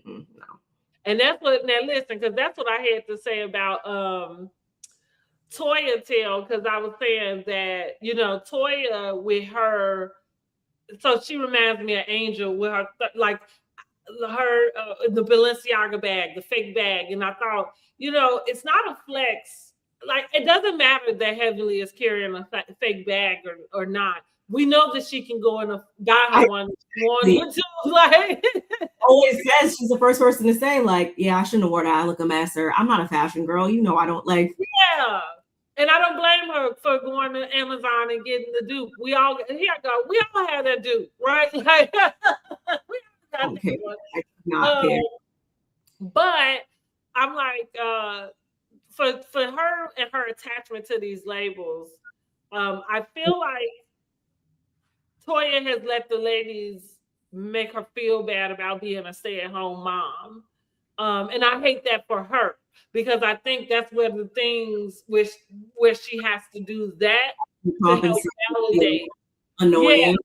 And so this is my gig for Dr. Jackie and Toya. Somebody let me get a clip to her. Like, how dare you let somebody who can't even have kids judge you about staying home with your kids? Remember I said, can't nobody tell other parents what not to and what to do with their kids. And you damn sure can't say it if you ain't gotten in. Yeah. Yeah, I think. And I feel like being a stay-at-home mom, like, we don't talk, because this might sound anti-feminist, but it's not. That's because I raised kids and I understand. Like, being a stay-at-home mom is a flex. Like, we out here working every day because we have to. Oh, they could never shade me. If I was Toya, they could never shade me, like, at all. If I was Toya, would I be doing certain things differently? Yes, but they could never make me feel bad about how I go about my life at all. But I do think that, yeah, she's internalized it to a certain point, and that's why she then shows up so annoying and so just over the top about certain things because of you're in the wrong group, girl. You're around a bunch of doctors. Like, I don't think you need to flex on them about your new Hermes bag. And not for nothing, I like nice stuff. Listen, I don't have none of, I don't have no Hermes or Louis Vuitton. I'm a Coach girly, okay? Always have been. And listen, Red Lobster is my favorite restaurant. I always joke and say, I don't care how many high scale restaurants I go to, I'ma always love Red Lobster. I remember where I came from, and the same with Coach. I'm always going to be a Coach girl. Absolutely. Coach is the business. But when I think about all of the higher end things like a Louis Vuitton, like a Hermes bag, it's kind of like, I agree that sometimes it doesn't feel like smart spending. You got your husband working his tail off, driving so you can have a $40,000 bag. And that's my deal. Like, do you know the type of income, the type of lifestyle that it requires to carry a handbag that costs $20,000-$30,000? You know what I mean? Like a handbag, not your scooter, you know what I mean? Not your, like, a handbag. Yeah. So I think that, like I said, she probably needs to go back home to her people in Detroit, which they might kick your tail. But you go flex that stuff around them, around the people who there's an aspiration to attain. It's not a flex when you flex around people who have decided they don't want what you have. You know what I mean? Like, they don't want it. So it's not a flex to make fun that they don't have it. Yeah. And you look crazy. Yes. And speaking of, with her being on the other side in the first year, now has she got enough? I forgot to say, I was kind of like, okay. That's what makes me think that nobody had so much going on to the point that they had to be like, oh my God, you got to be in the first year. I think they all were like, okay, these people get along. Okay. In here. Let me ask you this. Do you also feel like they are filming the reunion pretty early? This feels early to me. I think this every time on every show that they do it way too early. But yeah, before when we were talking, I was trying to look it up and see how many episodes we're supposed to get this season, but I wasn't able to find it because 9. I'm assuming we at least get 14, right? Yeah. So I was thinking 5 more episodes. That's still kind of early to do a reunion. Yeah. I wondered that because I thought, dang, they filming it already. Plus, I'm assuming nothing new is coming out tomorrow because of Super Bowl. So right, yeah. Which makes it even more interesting. Like, I think we watched the precursor to Quad and King's breakup right in our face. Thanks, Kate from England. Thanks for joining. Okay, I don't know what that is. Okay. So it was Toya on one side and Quad. Very interesting. Yeah. So listen, that's that on Married to Medicine. I'm with you. I'm wondering what is up for the rest. I know we still got the couple strip. I do like Mimi and Steve. I love Mimi and Steve. I don't care what anybody has to say. I'm fine with Mimi giving her opinions. I'm fine with them being on the show. I don't care. I feel like I like the family aspect more. Now, I'm with you. I'm fine with her kind of giving her opinions. And she is analyzing all her friends. Maybe that's what therapists do, naturally. Most do, but I feel like their story with their son and just the rawness of that, I really enjoyed that for them. And it doesn't feel like you using what's going on with your son as a way to evoke emotion from the audience. Shamia, that's what I think Shamia does with her daughter. I'm sorry. I agree. I appreciate their transparency. I don't feel like they're forcing it either. Some people disagree that I've seen online. I don't see how. I think that's really their true day-to-day life. I really appreciate their story this season. Yeah, I do too. Blast this year. Contessa she is working her way to get her stethoscope back, honey. She has learned her lesson about keeping her man's. Even though, we gotta kind of talk about her and Brandy. Oh, I forgot all about Brandy, honey. Like Brandy's clicking down for me. I'm sorry. She is for me as well. They're talking about Mimi being such a butt kisser, but I feel like Brandy's doing that same exact thing and coming in, judging people, always having something negative to say about Heavenly, placing blame on Heavenly for being the starter of everything. But a lot of these issues, a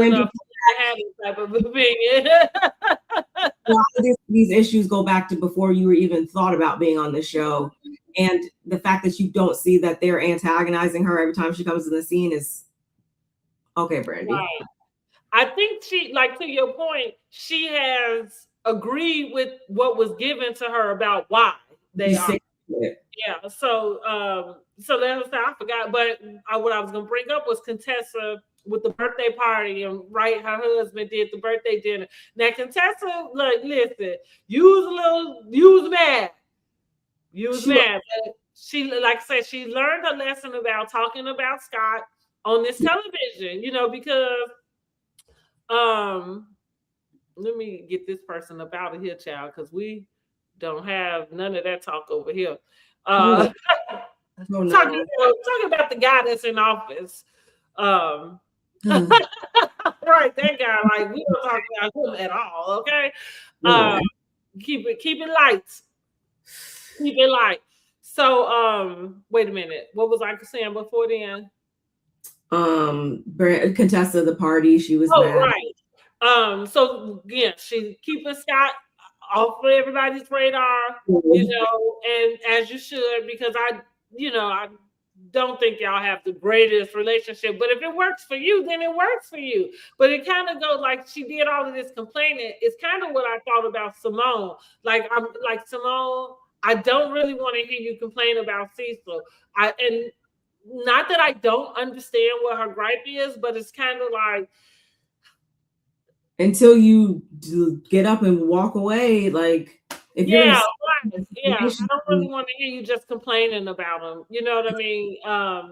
So get that together. But she's working hard, so she might actually get her stethoscope back next season. So we'll see. You know, now Contessa has been a breath of fresh air so far. I think, like I said, with the trip, I'm giving her props because I really do think she does a lot, and she usually kind of works my nerves. But she is in the right place in the right time for this trip. She is what we needed for the trip. So good, congratulations again. Now let's talk about this interview with Karen and Andy. Did you watch that? I did. Oh man, I did. That was it was interesting, to say the least. I will say, when I first watched it, I was like, oh, get this, what? You're lying. Oh my God. When I rewatched it, I did find more truth in certain things, but I still feel like, one, it was too soon. Two, I don't think that she sat with it long enough and is really able to say that she's fully healed. I know that's hard for a person who's not in that person's shoes to say, but I feel like with this dating back to 20 plus years or whatever, I really think that it's going to take a lot more time. And the fact that she thinks that she was equipped enough to then, like, help other people in there through their stuff and stuff, it's like, no, like, you need to fully be the patient right now. Well, that's what I said. I said the Karen is always gonna grand dame, because I think that she was glorifying certain things. I thought it was interesting that she would prefer to cop to having an issue with depression medication, and we're gonna break that down too. Like, I love when people think they're smarter than everybody else, but then you end up saying stuff that you really don't realize. Like, girl, you kind of just told on yourself. But, like, it's interesting that she doesn't want to identify as an alcoholic, because that's what it all boiled down to. Like, you literally was in there for this. However, she wanted to point out about her medicine. And like you said, she kept doing that. This was 20 years ago. 20 years ago, my kids said that I had a problem or thought that I did. 20 years ago, you know, and it was it's kind of the way that she presented it to us like, oh, this, you know, like this happened so long ago. And it's like, but girl, like this is like last year, you know what I mean? Like that you just almost wrapped yourself around the tree, you know. And then you want us to believe that it's because of depression medication that you have upped yourself. Now, listen, I'm not saying that she is not doing both, but what I'm saying is I don't know. There's not much medication you can get from a doctor that tells you that you can't drink alcohol while you're taking the medicine. Mm-hmm. Even if it's not for impairment of your brain, it's about the medicine just not even fucking working. Right? Like, because you mixing it with alcohol. So like antibiotics, for instance, is is something that you are not supposed to drink alcohol when you take it. No, you're right. I completely I didn't look at it. I didn't even think about that though at the same time, because regardless of how much the dosage was or whatever, that still would be perfectly okay to do by itself. So regardless, the alcohol is the problem. Wow. Ooh, yeah. I don't know. Like, as much as you trying to explain it to us, like we crazy. See, that's what I'm saying. Like I guess I was being gaslit and I didn't even know until right now. Like I she gaslighting the whole doggone internet, you know, like, and that's like you said, it's 20 years ago. It's like, girl, do you realize that was just 2 years ago that you just got caught up on that video? Now I did believe, because I knew it wasn't no way. I said, ain't no way Karen saw that video and didn't take a plea deal. I know damn well she didn't. The Karen is in denial. That is true. She definitely is. And then the play up about like you said, it sounded like she basically was saying that she was organizing the meetings. And I thought to myself, because that's whoa, how did we get here? It's like, that's not okay, like y'all don't see the tape either, clearly. But here's what I thought. That's grand diamond, like making something a little more grander than it is. Because I think the question was like, how did she get released early? And so she said that she volunteered, right? And it's like, girl, now I spent a weekend in the jail, but I ain't never been to prison where I had to stay there.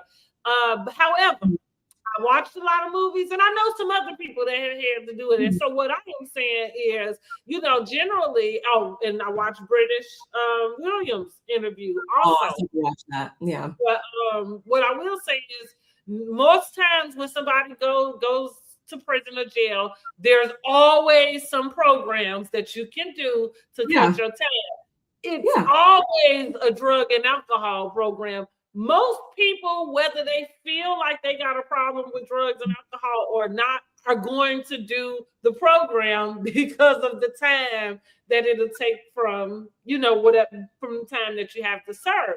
With that being said, I could imagine that you were in the program because it might have been a requirement, or yes, you get to get some time off. Now, once you got in the meetings, I can imagine you maybe being more vocal about what is going on there, but I don't know about them putting you in charge of, like, I agree with you. Like, how did we get here? Because, girl, you was in such denial, you didn't even watch your own body cam footage. Yeah, it and hey, Sweet Pea, it definitely reeked of like she was still in either some level of denial or just not able to, just in a sense of denial, because to have that many years, and that even when she was like, oh no, it was 4 alcohol related offenses, but only 2 were DUIs. Karen, Karen. It's like you said, it's kind of like I like to tell people this when they talk about the devil is in the details. That's the type of stuff that we're talking about. Like now you want to get nitpicky with the detail of it, and it all boiled down to the same thing. I don't care how you slice it. Now I tell people because I drink, and sometimes I might drink a little too much. Now what I don't do is get in the car, However, I'm not going to be so snooty and act like I've never made a decision about something that I should not have, right? But is that something that I do on a regular basis? Absolutely not. However, my idea, like I had a friend who recently had something similar, got a DUI. And so my idea is this. One could be a fluke, right? You know what I'm saying? But when you start to talk about 2 and 3 and 4, and it would have been more. You just those ones you got caught. Correct.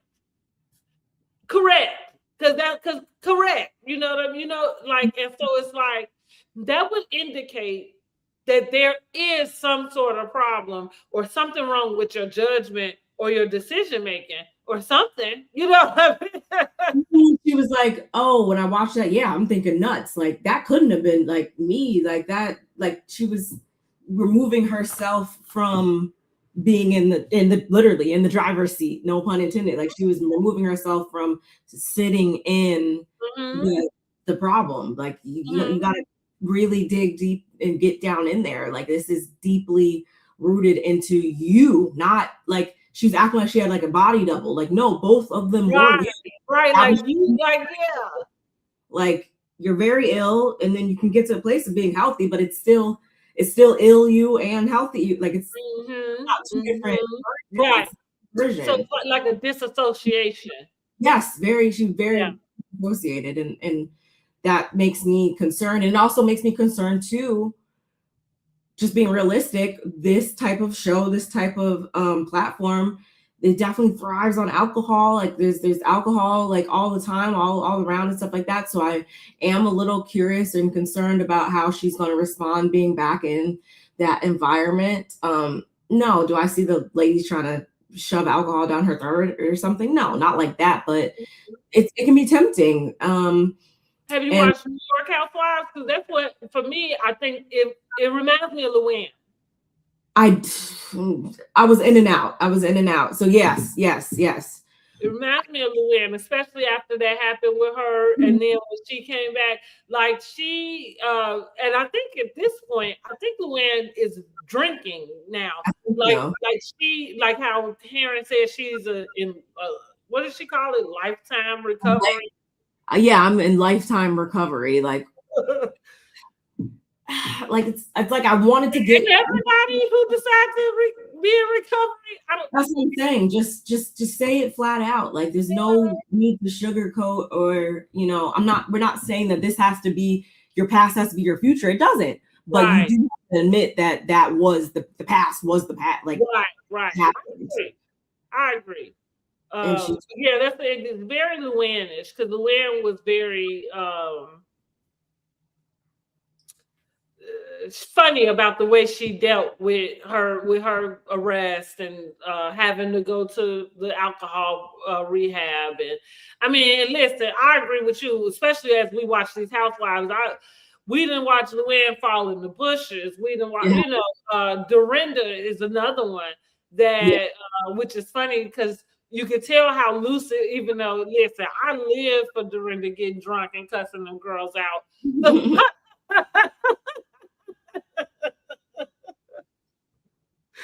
Because baby, she was gonna do it every time. Yeah. I am. She was gonna do it every time, get drunk and tell everybody off. Like, and I think, and not for nothing, I feel like there was a humanness in it. Like, because I don't know about nobody else's family, but it's like sometimes you have families that sometimes you got a person who might get a little too soft stuff, and honey, like you said, that is absolutely. So it sounded like it felt familiar and funny, like and funny, but but however, you know, because it's not funny when it comes to like where it's being harmful. You know what I mean in life. And so to Dorinda won't ever admit it because that's why she always say I was put on pause. You know, I was put on pause. But I think she never really wanted to admit that like the drinking had really got out of control for her. We all could see it on that show. You know what I mean? Like, and again, not that nobody does like you're the only one that's gotten drunk because that's not true. Leah had the same issue. You know, with the torches on the when they was on where the Hamptons and stuff, like she went all crazy. Then again, it was entertainment. But when you kind of think about it, go back, it's kind of like, you know what I'm saying? Like, yeah, you. But the difference is that she was okay with saying that she has a problem, you know, drinking. That she probably should not be drinking. But Dorinda is never gonna tell you that, honey. Dorinda is never gonna tell you that. And so her and Luann got into it because Luann wanted to call her out about her drinking. So, you know, because she was newly sober. So anyhow, that's what it just Karen puts me in the mind frame of those two. So I think that's this. I would be interested to see what she adds to the reunion when we do see that. And I got to know what her deal is with Wendy. Like, why does she have such a hard on for Wendy? Like, what did Wendy really do to her for real? I know it's going to be something stupid. So I'm like, yes, just hurry up and come out and tell us. Because nothing that we've seen thus far has shown us anything. Hey, sis. Nothing has that she's done has shown us anything that would I don't know. would justify this type of reaction. I have no idea. We have no idea what it could possibly be, but it better be something good. But I know it's not going to be. Girl, it's not. And so I think that's kind of it for me. I'm just ready to get to the reunion so we can see, like, I know that Wendy not going to be able to answer too many questions about the situation, but, you know, I'd love to just see what kind of update it is we are going to get about it. I would love her opinion about the way the season unfolded in addition to now having the charges, because I feel like there was a lot of things for me that didn't age well. The renovation on the house, her walking through the house with like she was you know, what's the lady name from Dynasty? You know. Yeah, there was certain things that I feel like wouldn't have made it to the final edit had she not been in this situation. Even like her debit card, her forgetting her PIN number to her debit card, like that would not have been so significant if this didn't happen. And that's why it makes this even more bittersweet that it's been her best season. And it just sucks that it's going to turn out this way because she decided to. People sound like they know what they're talking about. Now, I keep saying, I'm like, now she's sitting up chuckling at everybody else like she knows something we don't. The only thing I can think of is the house did get. But here's the deal. Here's what I'm not even going to pretend. If you file different claims with different insurance carriers for the same stuff, then you did what they said you did. It's just as simple as that, right? Like the way it's been presented to us and from everything that we've read, it looks really damning. We see innocent until proven guilty. This is only alleged. Like we don't know. We're not lawyers, but it looks. I feel like if they got different claims with different insurance companies, like the email. That's what I'm saying. That's what I mean. It's kind of like, okay, well, that's exactly what insurance fraud is. Like that, you know what I mean? Like that. Like it looks horrible. Like it looks horrendous. Like that is the very definition. And you got 5 degrees, Miss Thing. So I know you know that. it looks so bad, and it sucks so bad to know that you'll be facing 15 years in jail. Who was you trying to keep up with around? That's what it comes down to. It just highlights, I feel like, insecurities that we kind of have seen within her over these past couple seasons of her trying to fit into and appease and make herself present herself a certain way in front of people who don't care about you at all. At all. It's funny because Giselle been running them girls since the show came on, and she's still running them. And I'm gonna tell y'all this, Giselle, I'm indifferent when it comes to Giselle, right? What I mean by that is I had not disliked her, but she had not been like a favorite of mine. Giselle shows up as Giselle, and I'm okay with that, right? And like what she has under her belt that can't nobody understand, and I guess that's why everybody want to be her friend, is that she has I don't give a F, right? About nothing nobody over there thinking, nothing nobody over here thinking. The network loves her. So the network loves her. Exactly. Well, and that's because you can keep up the stuff, and again, and everybody wants to be your friend. Like it just, even down to Angel, who you called a catfish to her face, and here she is trying to appease you. I'll go to her trip where she say, "Oh, I got the Moscow Mule because I knew that was your favorite drink." Now, see, instead of splitting them girls up, you could have just made sure you didn't have no Moscow Mule for her because you knew that that's what she was going to be looking for. Even though that would have been bad hosting, but I'm just saying, like the fact that you and definitely going back to she created these things to make it sound like she was so intentional and thoughtful about what she was doing, and yet it all went to shit, and it's all because you want to be that girlfriend. And Wendy is in heaven this season because her and Giselle are good. And that has been gross to watch. And not because I ever want the girls, because don't get me wrong, I don't want to continue to see the same tired old beefs. I think you guys should move past stuff. Like, I get it. But the fact that you've been so fast to be all up in her face, like too giddy about it, was gross to me. And playing this and actually playing into the mean girl antics has been like not cute, Wendy. I agree. And not for nothing, because you are a grown ass woman. And I'm like, and you have a lot of credentials that I don't know, like I don't understand why you need that. You know what I mean? But again, so I'm saying this to say Giselle came out as one of the favorites for me this season. Oh. Yeah, she did. I feel like she, called everything out. I agreed with most of the stuff she was calling. No. I now that you mention it, yes. And that's been so annoying for me, is like I haven't had anything to really get upset with her about, because it's so easy for her to be her.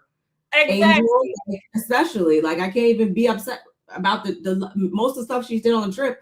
I can't be upset about, because I would be the same way. I'd be pissed. That's right. And maybe she didn't have to talk to the girl that way. No, on the plane to Angel, like she don't need to come back because she can't think quick enough on her feet. Because like you could have put her off that plane and told her to go get her own ride to where y'all was going. That might have been something. Angel responds 10 business days after something happened. And that's not gonna work on this type of show. Yeah. Like you got to be quicker than that. Yeah. And everybody's been saying, how do you feel about Stacey? I love Stacey. Stacey was my favorite from her first season. And what I love about Stacey is I don't know if she had acting like I don't know how she knew how to come in and just play the game. I think Stacey has had one of the best first season housewives that most first season housewives will have. I think she had the best. And even with the whole TJ thing, it's kind of like the whole stuff that she get caught up in with the ladies, like them calling her a liar. Like the stuff she lying about, like we don't care. So it's like it only bother y'all as the castmates, but I think she's a fan favorite, and I think that bothers the people. But I think it's really because she has done a good job of she pivots whatever they bring to him. She plays into it, going back to what Angel couldn't do. Like, you know what I mean? With the whole, like even the catfish or even the eviction conversation, it was kind of like, girl, you smart enough to know that they just using the word because nobody wants anybody to come and be like, you've been evicted, right? No, I believe that. I feel the same way. Sophie's cool. I do feel like she does need to give just a little bit more truth, though, which will allow her to not wind up in situations like we saw in the last episode. Okay, well, I can't wait what just a little bit more be on this phone from Monique to Stacey. I think I never want to hear about like Chris Samuels again because he's like not significant to this show at all anymore. I feel like every single time, and even with Giselle, like she's so quick to want to continue to bring up Chris, and I love how Stacey flips it back on her every time. He's like, I don't know where Chris is. I know where Timo is. Like, right. I love playing that. And yes, I agree. I do think that she's had one of the best first seasons that we've seen in modern Housewives days, and since I don't even know the last time, quite honestly. Yeah, I'm with you. She came probably since, let's say, like a Portia. I could see it. Yeah, it's been a long time. Mm-hmm. And I'm not a Claudia fan. However, Angel taking her place as having the worst season for a first time. Angela from Atlanta had a pretty good first season, I would say. Oh yeah, she did. You're right, Angela Oakley, she did. But Stacey Trump, Stacey, like Stacey Trump her first season. But you're right, Angela did have a good first season introduction too. Mm-hmm. Portia Mia. But anyhow, can't wait for the girls to come back so we can start talking about them again and seeing where they at. And let's see if Shamia is gonna tone down and bring us something similar to what we used to seeing. Like what was so confusing with her really quick though, y'all, was that like you realize we've been watching you on this show, even if it wasn't as a main cast. So when she showed up, it was like, who this woman? Because that's not the girl. I thought you was a more, down to earth, down home. Again, not meaning that you didn't have all the grand things, but the girl who I'm looking at in the confessionals, that's who this girl? That's not you. I can't. The way she showed up on her first season is, I can't. Really? Like, I really did not want her to come back. Honestly, I didn't think she needed. I'm with you. I wasn't excited to see her, but I was open to it. And then it instantly went down, like fast. She tossed her friendship with Portia in the fire, like put that up on the chopping block, like it was nothing. And I'm gonna tell y'all, Portia is one of my favorite housewives. I do like Portia, even though I can be. And if I'm not going to be biased, I can tell you about it. But I can be open about the ones that I like too. And so I'm saying, I said, yeah, all the time. Like there's not things that Portia has not done in the seasons that we've watched that have compromised what type of friend she is in the relationship.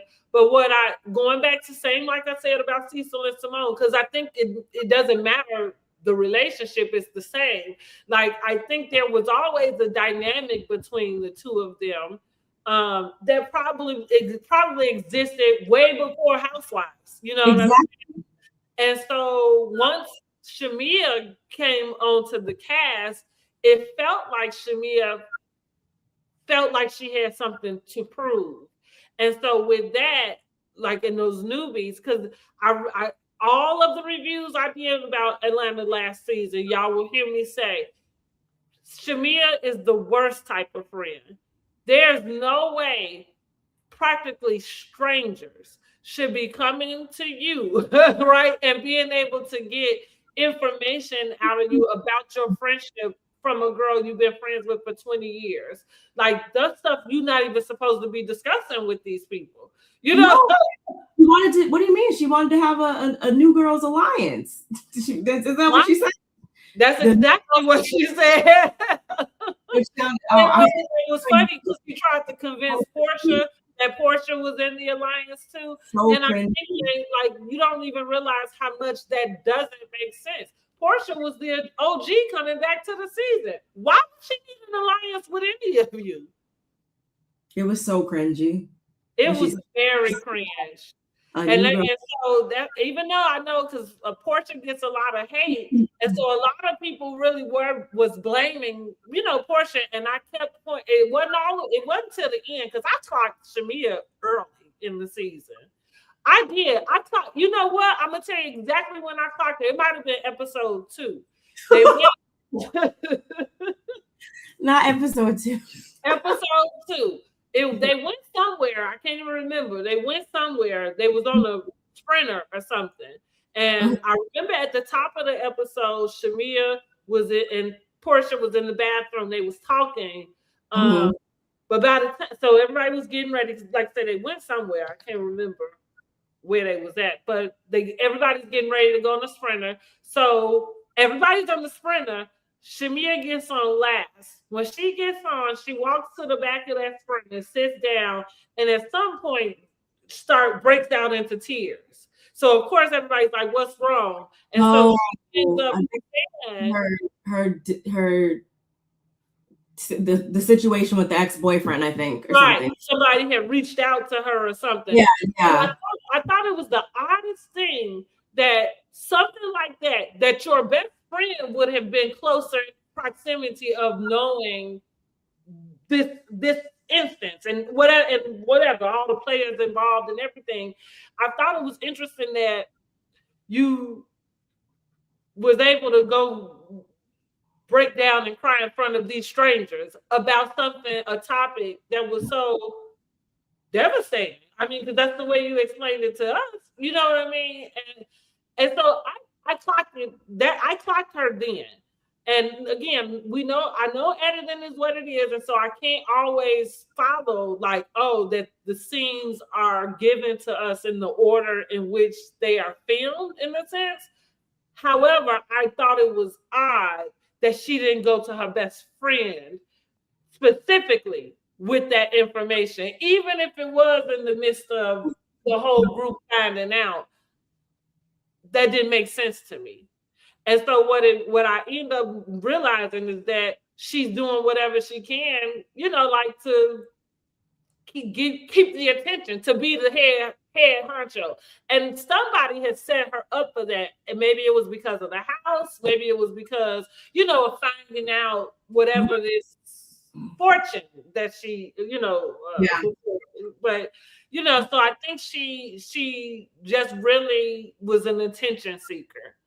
As opposed to coming in as the girl we already knew. Like, that's what I'm saying. Like, you didn't have to prove anything. You know what I'm saying? Like, but what you did prove is that friends of should never be made main cast.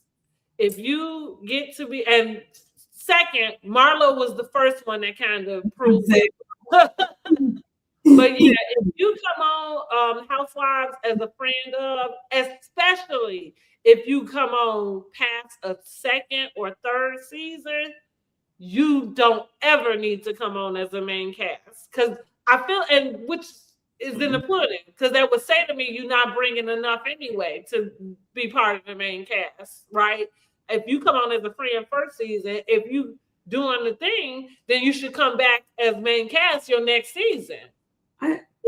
I could see that. I do feel like, for some, Atlanta has a bad rap at this point for promoting people that shouldn't be promoted.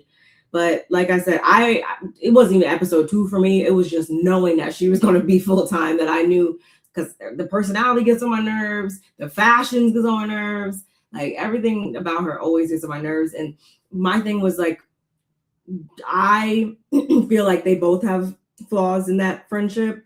But that just made me look at Shamia more to say, like, girl, like, you've been not as satisfied with the friendship you've been getting from her for a while now. So why did it take to being on this show to bring that to the light? Like, you've been like going back to the wedding and stuff like that. Like, that should have been hashed out like years ago. Which is why it was interesting that it was coming up through the eyes of somebody you just met.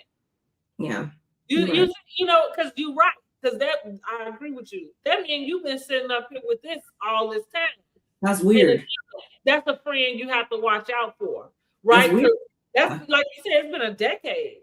So, and even with, like I said, I'm taking up a portion. Probably it might sound that way, but I feel that way in my real life. Like, you've been sitting on this for 10 years, and here's my thing. Like, a friend of mine, you can't bring me something from a decade ago and then want me to handle it with the same care. You know what I'm saying? Like, because if you've been making a weirdo, then I'm gonna think you're full of shit. You know, like, if you come and bring me something from a decade, I'm gonna think you're a weirdo because you should have told me then, and why have you just been sitting on this? Exactly. You're cool. But we're not, obviously. So, but we'll see what they bring in, honey. We'll see. We'll have to get together when Atlanta comes on. It probably won't come on till like the summer, though. Absolutely. So listen, Club California said Giselle lives in privilege in her mind at all times. I feel like you might have a point about that. Yeah, she does. I don't know much about pretty privilege. Listen, and the reason it's funny because that's a twofold. It's like, maybe I do.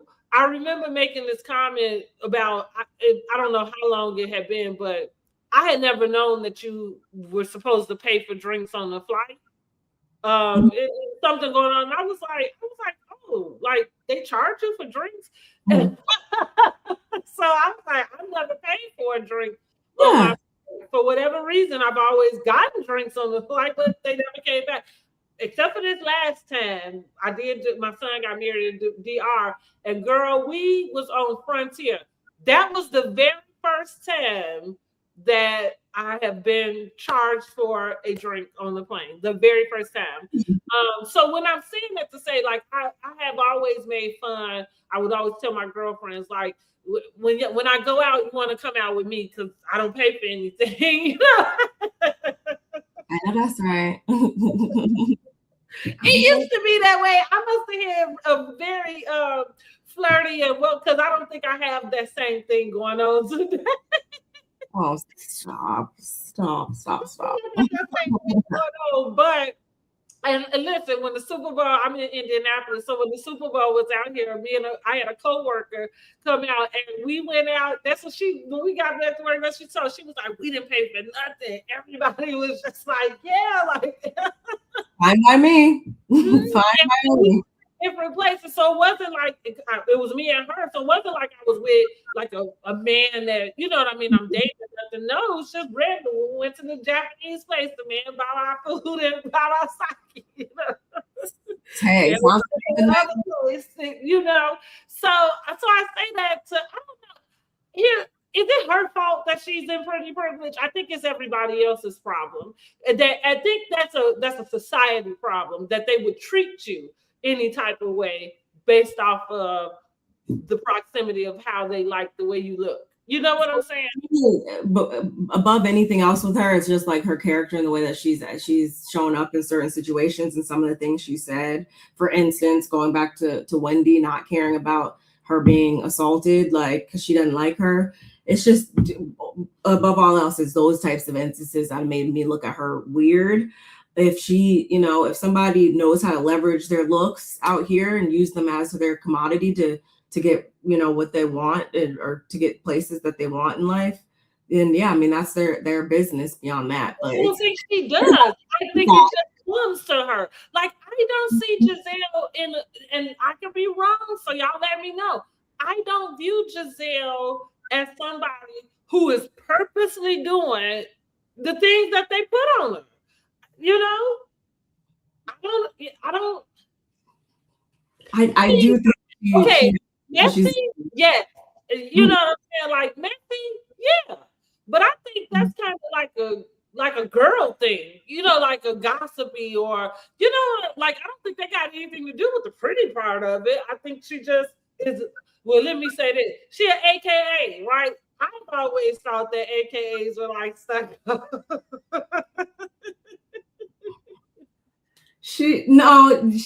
I just, regardless of, it's the inside for me. Like point blank, it's just who she's showing up on the inside to be. I've seen people act like that don't look like her. I've seen people that look like her that don't act like that at the same time. I think it's just Giselle is a very unique person that unfortunately I've come to terms with the fact that she's not going anywhere on the show, whether I like her or don't like her.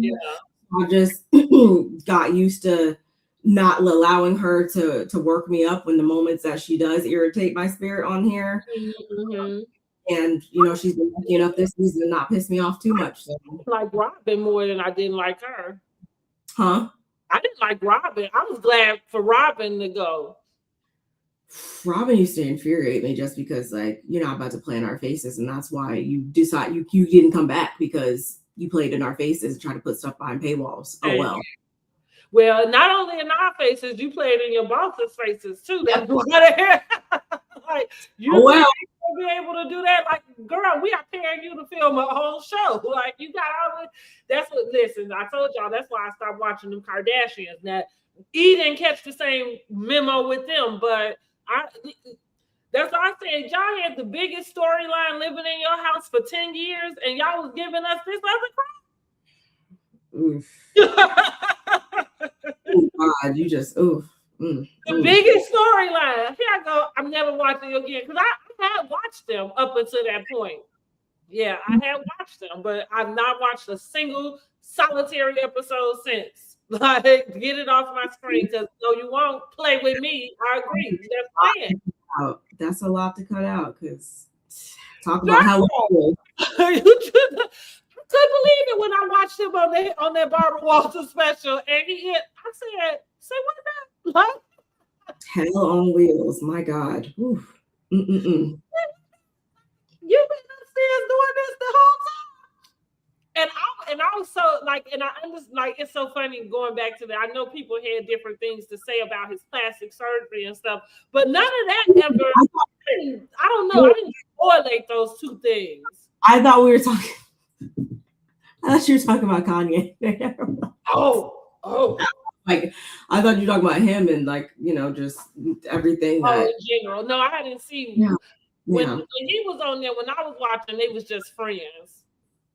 Mm-hmm. I think she was married. She had married that basketball player for the 40 days or whatever. Yeah, they're definitely. I mean, but that just goes to show that people will show up differently depending on depending on the dynamic and stuff like that. Yeah, definitely different types of reality, and there's different levels to reality. Exactly. Right. Yep. So we're glad we got through. That's good. Y'all got a nice, good long show. Okay. We're gonna do some more collabs. We're gonna figure out some nice schedules. So listen, we are going to do Real Housewives of Potomac Season 10 Housewife Awards. As a matter of fact, let me just tell y'all some of the categories. So make sure you are subscribed so you can go over to the community tab and place your vote on the poll. So we are going to have, and we're going to do this for each housewife. So it happens to be Potomac now because Potomac season is wrapping up, and so we're going to talk about just which housewife came out with in different categories. Okay, I finally found it. So we're gonna have the MVP of the season, which we got Giselle, Ashley, and Stacey as the nominees for the MVP of the season. So you go ahead, make sure you go over there and vote. We're gonna have villain of the season because you can't have the MVP without the villain. Okay. Now Giselle is in that also because we know they love to hate Giselle, honey. Wendy and also Ashley. Okay. Yep. And we have our reunion prediction, which is like who is going to kind of take the reunion, right? Which Karen is in that category, Wendy and Angel, of course, right? Yep. The best read of the season. So we got 4 in that category, and we did Wendy, Stacy, Kay, and Angel. My man, my business, my picture frame. Keep going. We got most improved housewife. Okay, so this is generally for maybe friends of first time housewives. So we did Kay, Tia, and Jazzy. Okay. For most improved. Honey, Angel wailing, so she couldn't get in that category. Main character energy, okay? Who gave main character energy? So these are for the friends of, so that was Jazzy, Monique, and Tia is who I put in those categories. Of course, we got the Flip Flop Award, okay? So that's Ashley, Tia, and Angel, who was the flip flop of the season. And that's it. I think those are the categories. That's what we got. Yes, y'all. Definitely come vote. It's going to be fun. I'm so excited. I can't wait.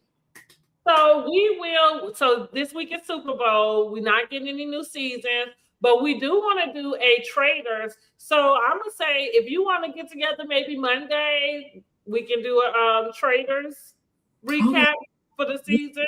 Yeah, I'll because I've been meaning to bring y'all one, but sometimes I like being able to do a co-hosting because I like having somebody to talk to and get some extra, like feedback. Of course. Yeah, no, I'm always down to do. I haven't been doing it on my own because I just too many other shows and different stuff, but I don't mind ever talking about it with somebody else, of course. I know, I get you, because I'll be overwhelmed with all of the show. And now I'm catching up on Beyond the Gates, y'all, because I got so far. I'm so far behind. Oh my God. So far behind too. Where are you at so like far? 114 episodes. Oh, you got me further than me. I might be like right underneath. So because what's going on right now is they crack me up with the articulates. Girl, every time they say that, I just laugh. Like, who came up with that? The articulates. Like, what are you thinking about? Alphabets or something? Like, yeah, I'm probably just a little bit beyond you because they're still talking about it. But okay, well, so that's what I'm saying. Like, she's trying to call off the concert, and the two ladies are trying to like force her to do it. So she didn't kick them out the hotel room, and that's what I meant. I'm probably like a week or two past that. Okay. Yeah. But girl, so yeah, I gotta catch up on them. And yeah, so I'm like, this is the time to do it. Yeah, on the Super Bowl because watch football. And look, and Beyonce's not performing. Look, they're not having a concert at the Super Bowl. I mean, a football game at somebody's concert, so I won't be watching. Yeah, I'll be catching up on my stuff here. But yeah, so we can get together and do Traders because I do love Traders. I think that's such a good show. I feel like I'm always telling everybody, like, you should watch it. And even though they have reality stars on there, I feel like you don't need to know, who these people are to enjoy the show, which is really good. But I just like seeing, like, I don't know. That whole trainer thing is just really interesting. It's just interesting. Watching them try to figure out who to get out can be so funny. It is. It's a really, really good show. I'm so glad I discovered it. Season 2?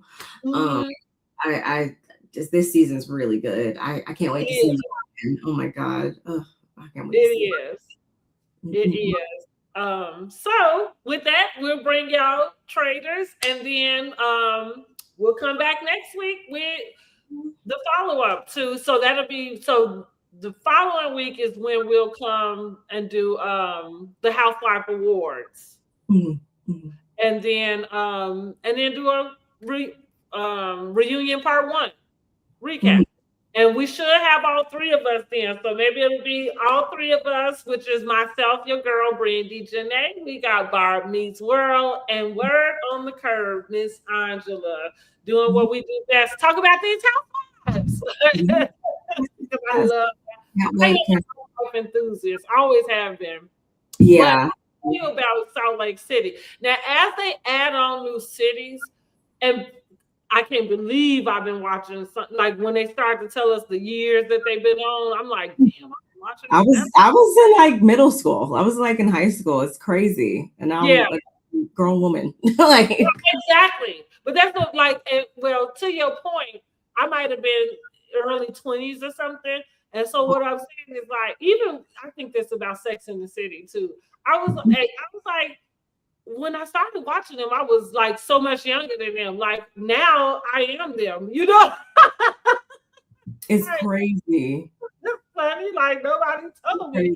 But Salt Lake, if they add on newer cities, I don't find myself as engulfed in wanting to find out about the newer cities. I did watch Salt Lake City. I was okay with Salt Lake City, but the Mary thing, here's what throws me off. I don't like for nobody to appear like y'all just don't let. I did watch that documentary, and the lady said it in there because she made a good point. Y'all brought her back, and we just gonna ignore everything. You know what I mean? That was being talked about prior to. We allow her to come back in with a whole new persona. I can't get with it. Now she quirky and she makes some funny stuff, but I can't get with it. So I found myself checked out for them the whole season. I said I might just go in because I saw that they did the reunion. So I said, well, maybe I'll just kind of catch up on it one day and watch it all and see what's what. But sometimes they will argue, like, it'd be way too petty for me. That's what I enjoy though, especially about them. They're honestly probably, if not my favorite on right now, then like they're up there because it just feels fresh with them a lot of times. Even though it is superficial a lot of times, I'd rather that than the low down drag out, like getting people's husbands fired from jobs and that. Like, I'd much rather that than anything opposite. Of course, certain people piss me off this season as they do every season, but I'd be lying if I said I'm not going to tune in again next season. So right. Mm-hmm. Well, maybe, like I said, once I catch up on it, maybe we can do a full season recap for them too. Because you funny, I do remember they are interesting. Because who knew that was going on in Utah? Like, yeah, it's who knew? Y'all kicking up shit out here. But like I said, I think that Mary coming back, because I watched last season and I was just like, this is weird to me, you know. I can see why you say that. I get it. I can't, like, I'm not gonna pretend like I don't know what I know, you know. So, but it is what it is because it's everywhere. And now they got Rhode Island coming out. I'm not sure how I feel about that, but I'm sure I'll just tune in for the sake of. I'm gonna tune in. I don't know if I'm gonna be able to tell anybody apart, but I'm gonna tune in. Right, that's what I see. Everybody is joking about. They all look alike. They do. And then what else? I had something that. Oh, I did watch the new. Here I go. The new Shahs of Sunset that they renamed the Persian Valley or something. Yeah, I have it like saved. I still haven't gotten a chance to watch it. I heard it's good, but I never watched the original, so I was never. I watched Shahs of Sunset. I liked it. I like them. I like Family Karma. I don't know why they don't bring things about. You know what? Bravo. Now listen, this between us, okay? Bravo play too many games. Like, because I noticed for Beverly Hills, they started putting the girls watch what happens after the episode. Yes. Why y'all not doing that for our shows?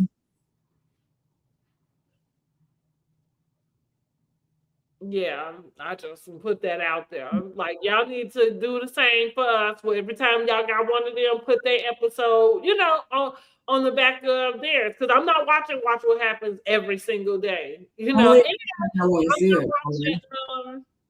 I don't watch the after shows either. I do, but I don't watch What Happens Live unless it's somebody I want to see. I used to watch it every night, but that was before we had many more options of stuff to watch. Right. Mm-hmm. So I hope you guys enjoyed. Okay, make sure you like the video, make sure you share it out, make sure you subscribe to both of our channels. If you are catching the replay, drop down in the comments, let us know what you think about the seasons, what you think about everything we talked about, and give us what you would rate the season for Real Housewives of Potomac. I'm rating the season. I feel like they did.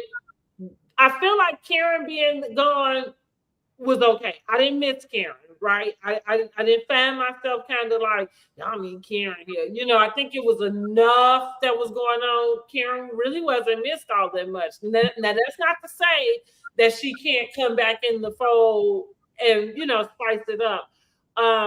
But much like Married to Medicine, they just have like a steady movement. Outside of the trip, I think and they gave Angel 4 episodes for that trip. Now, if they sabotaged her, that was how by letting that shit go for 4 episodes. But then again, I thought about it. That told us a very telling sign of what they had to give. It reminded me of Atlanta, Marlo's trip, where they spent half the episode in the driveway. Yeah. We did not need to leave off on that trip at all. It didn't need to be that many parts.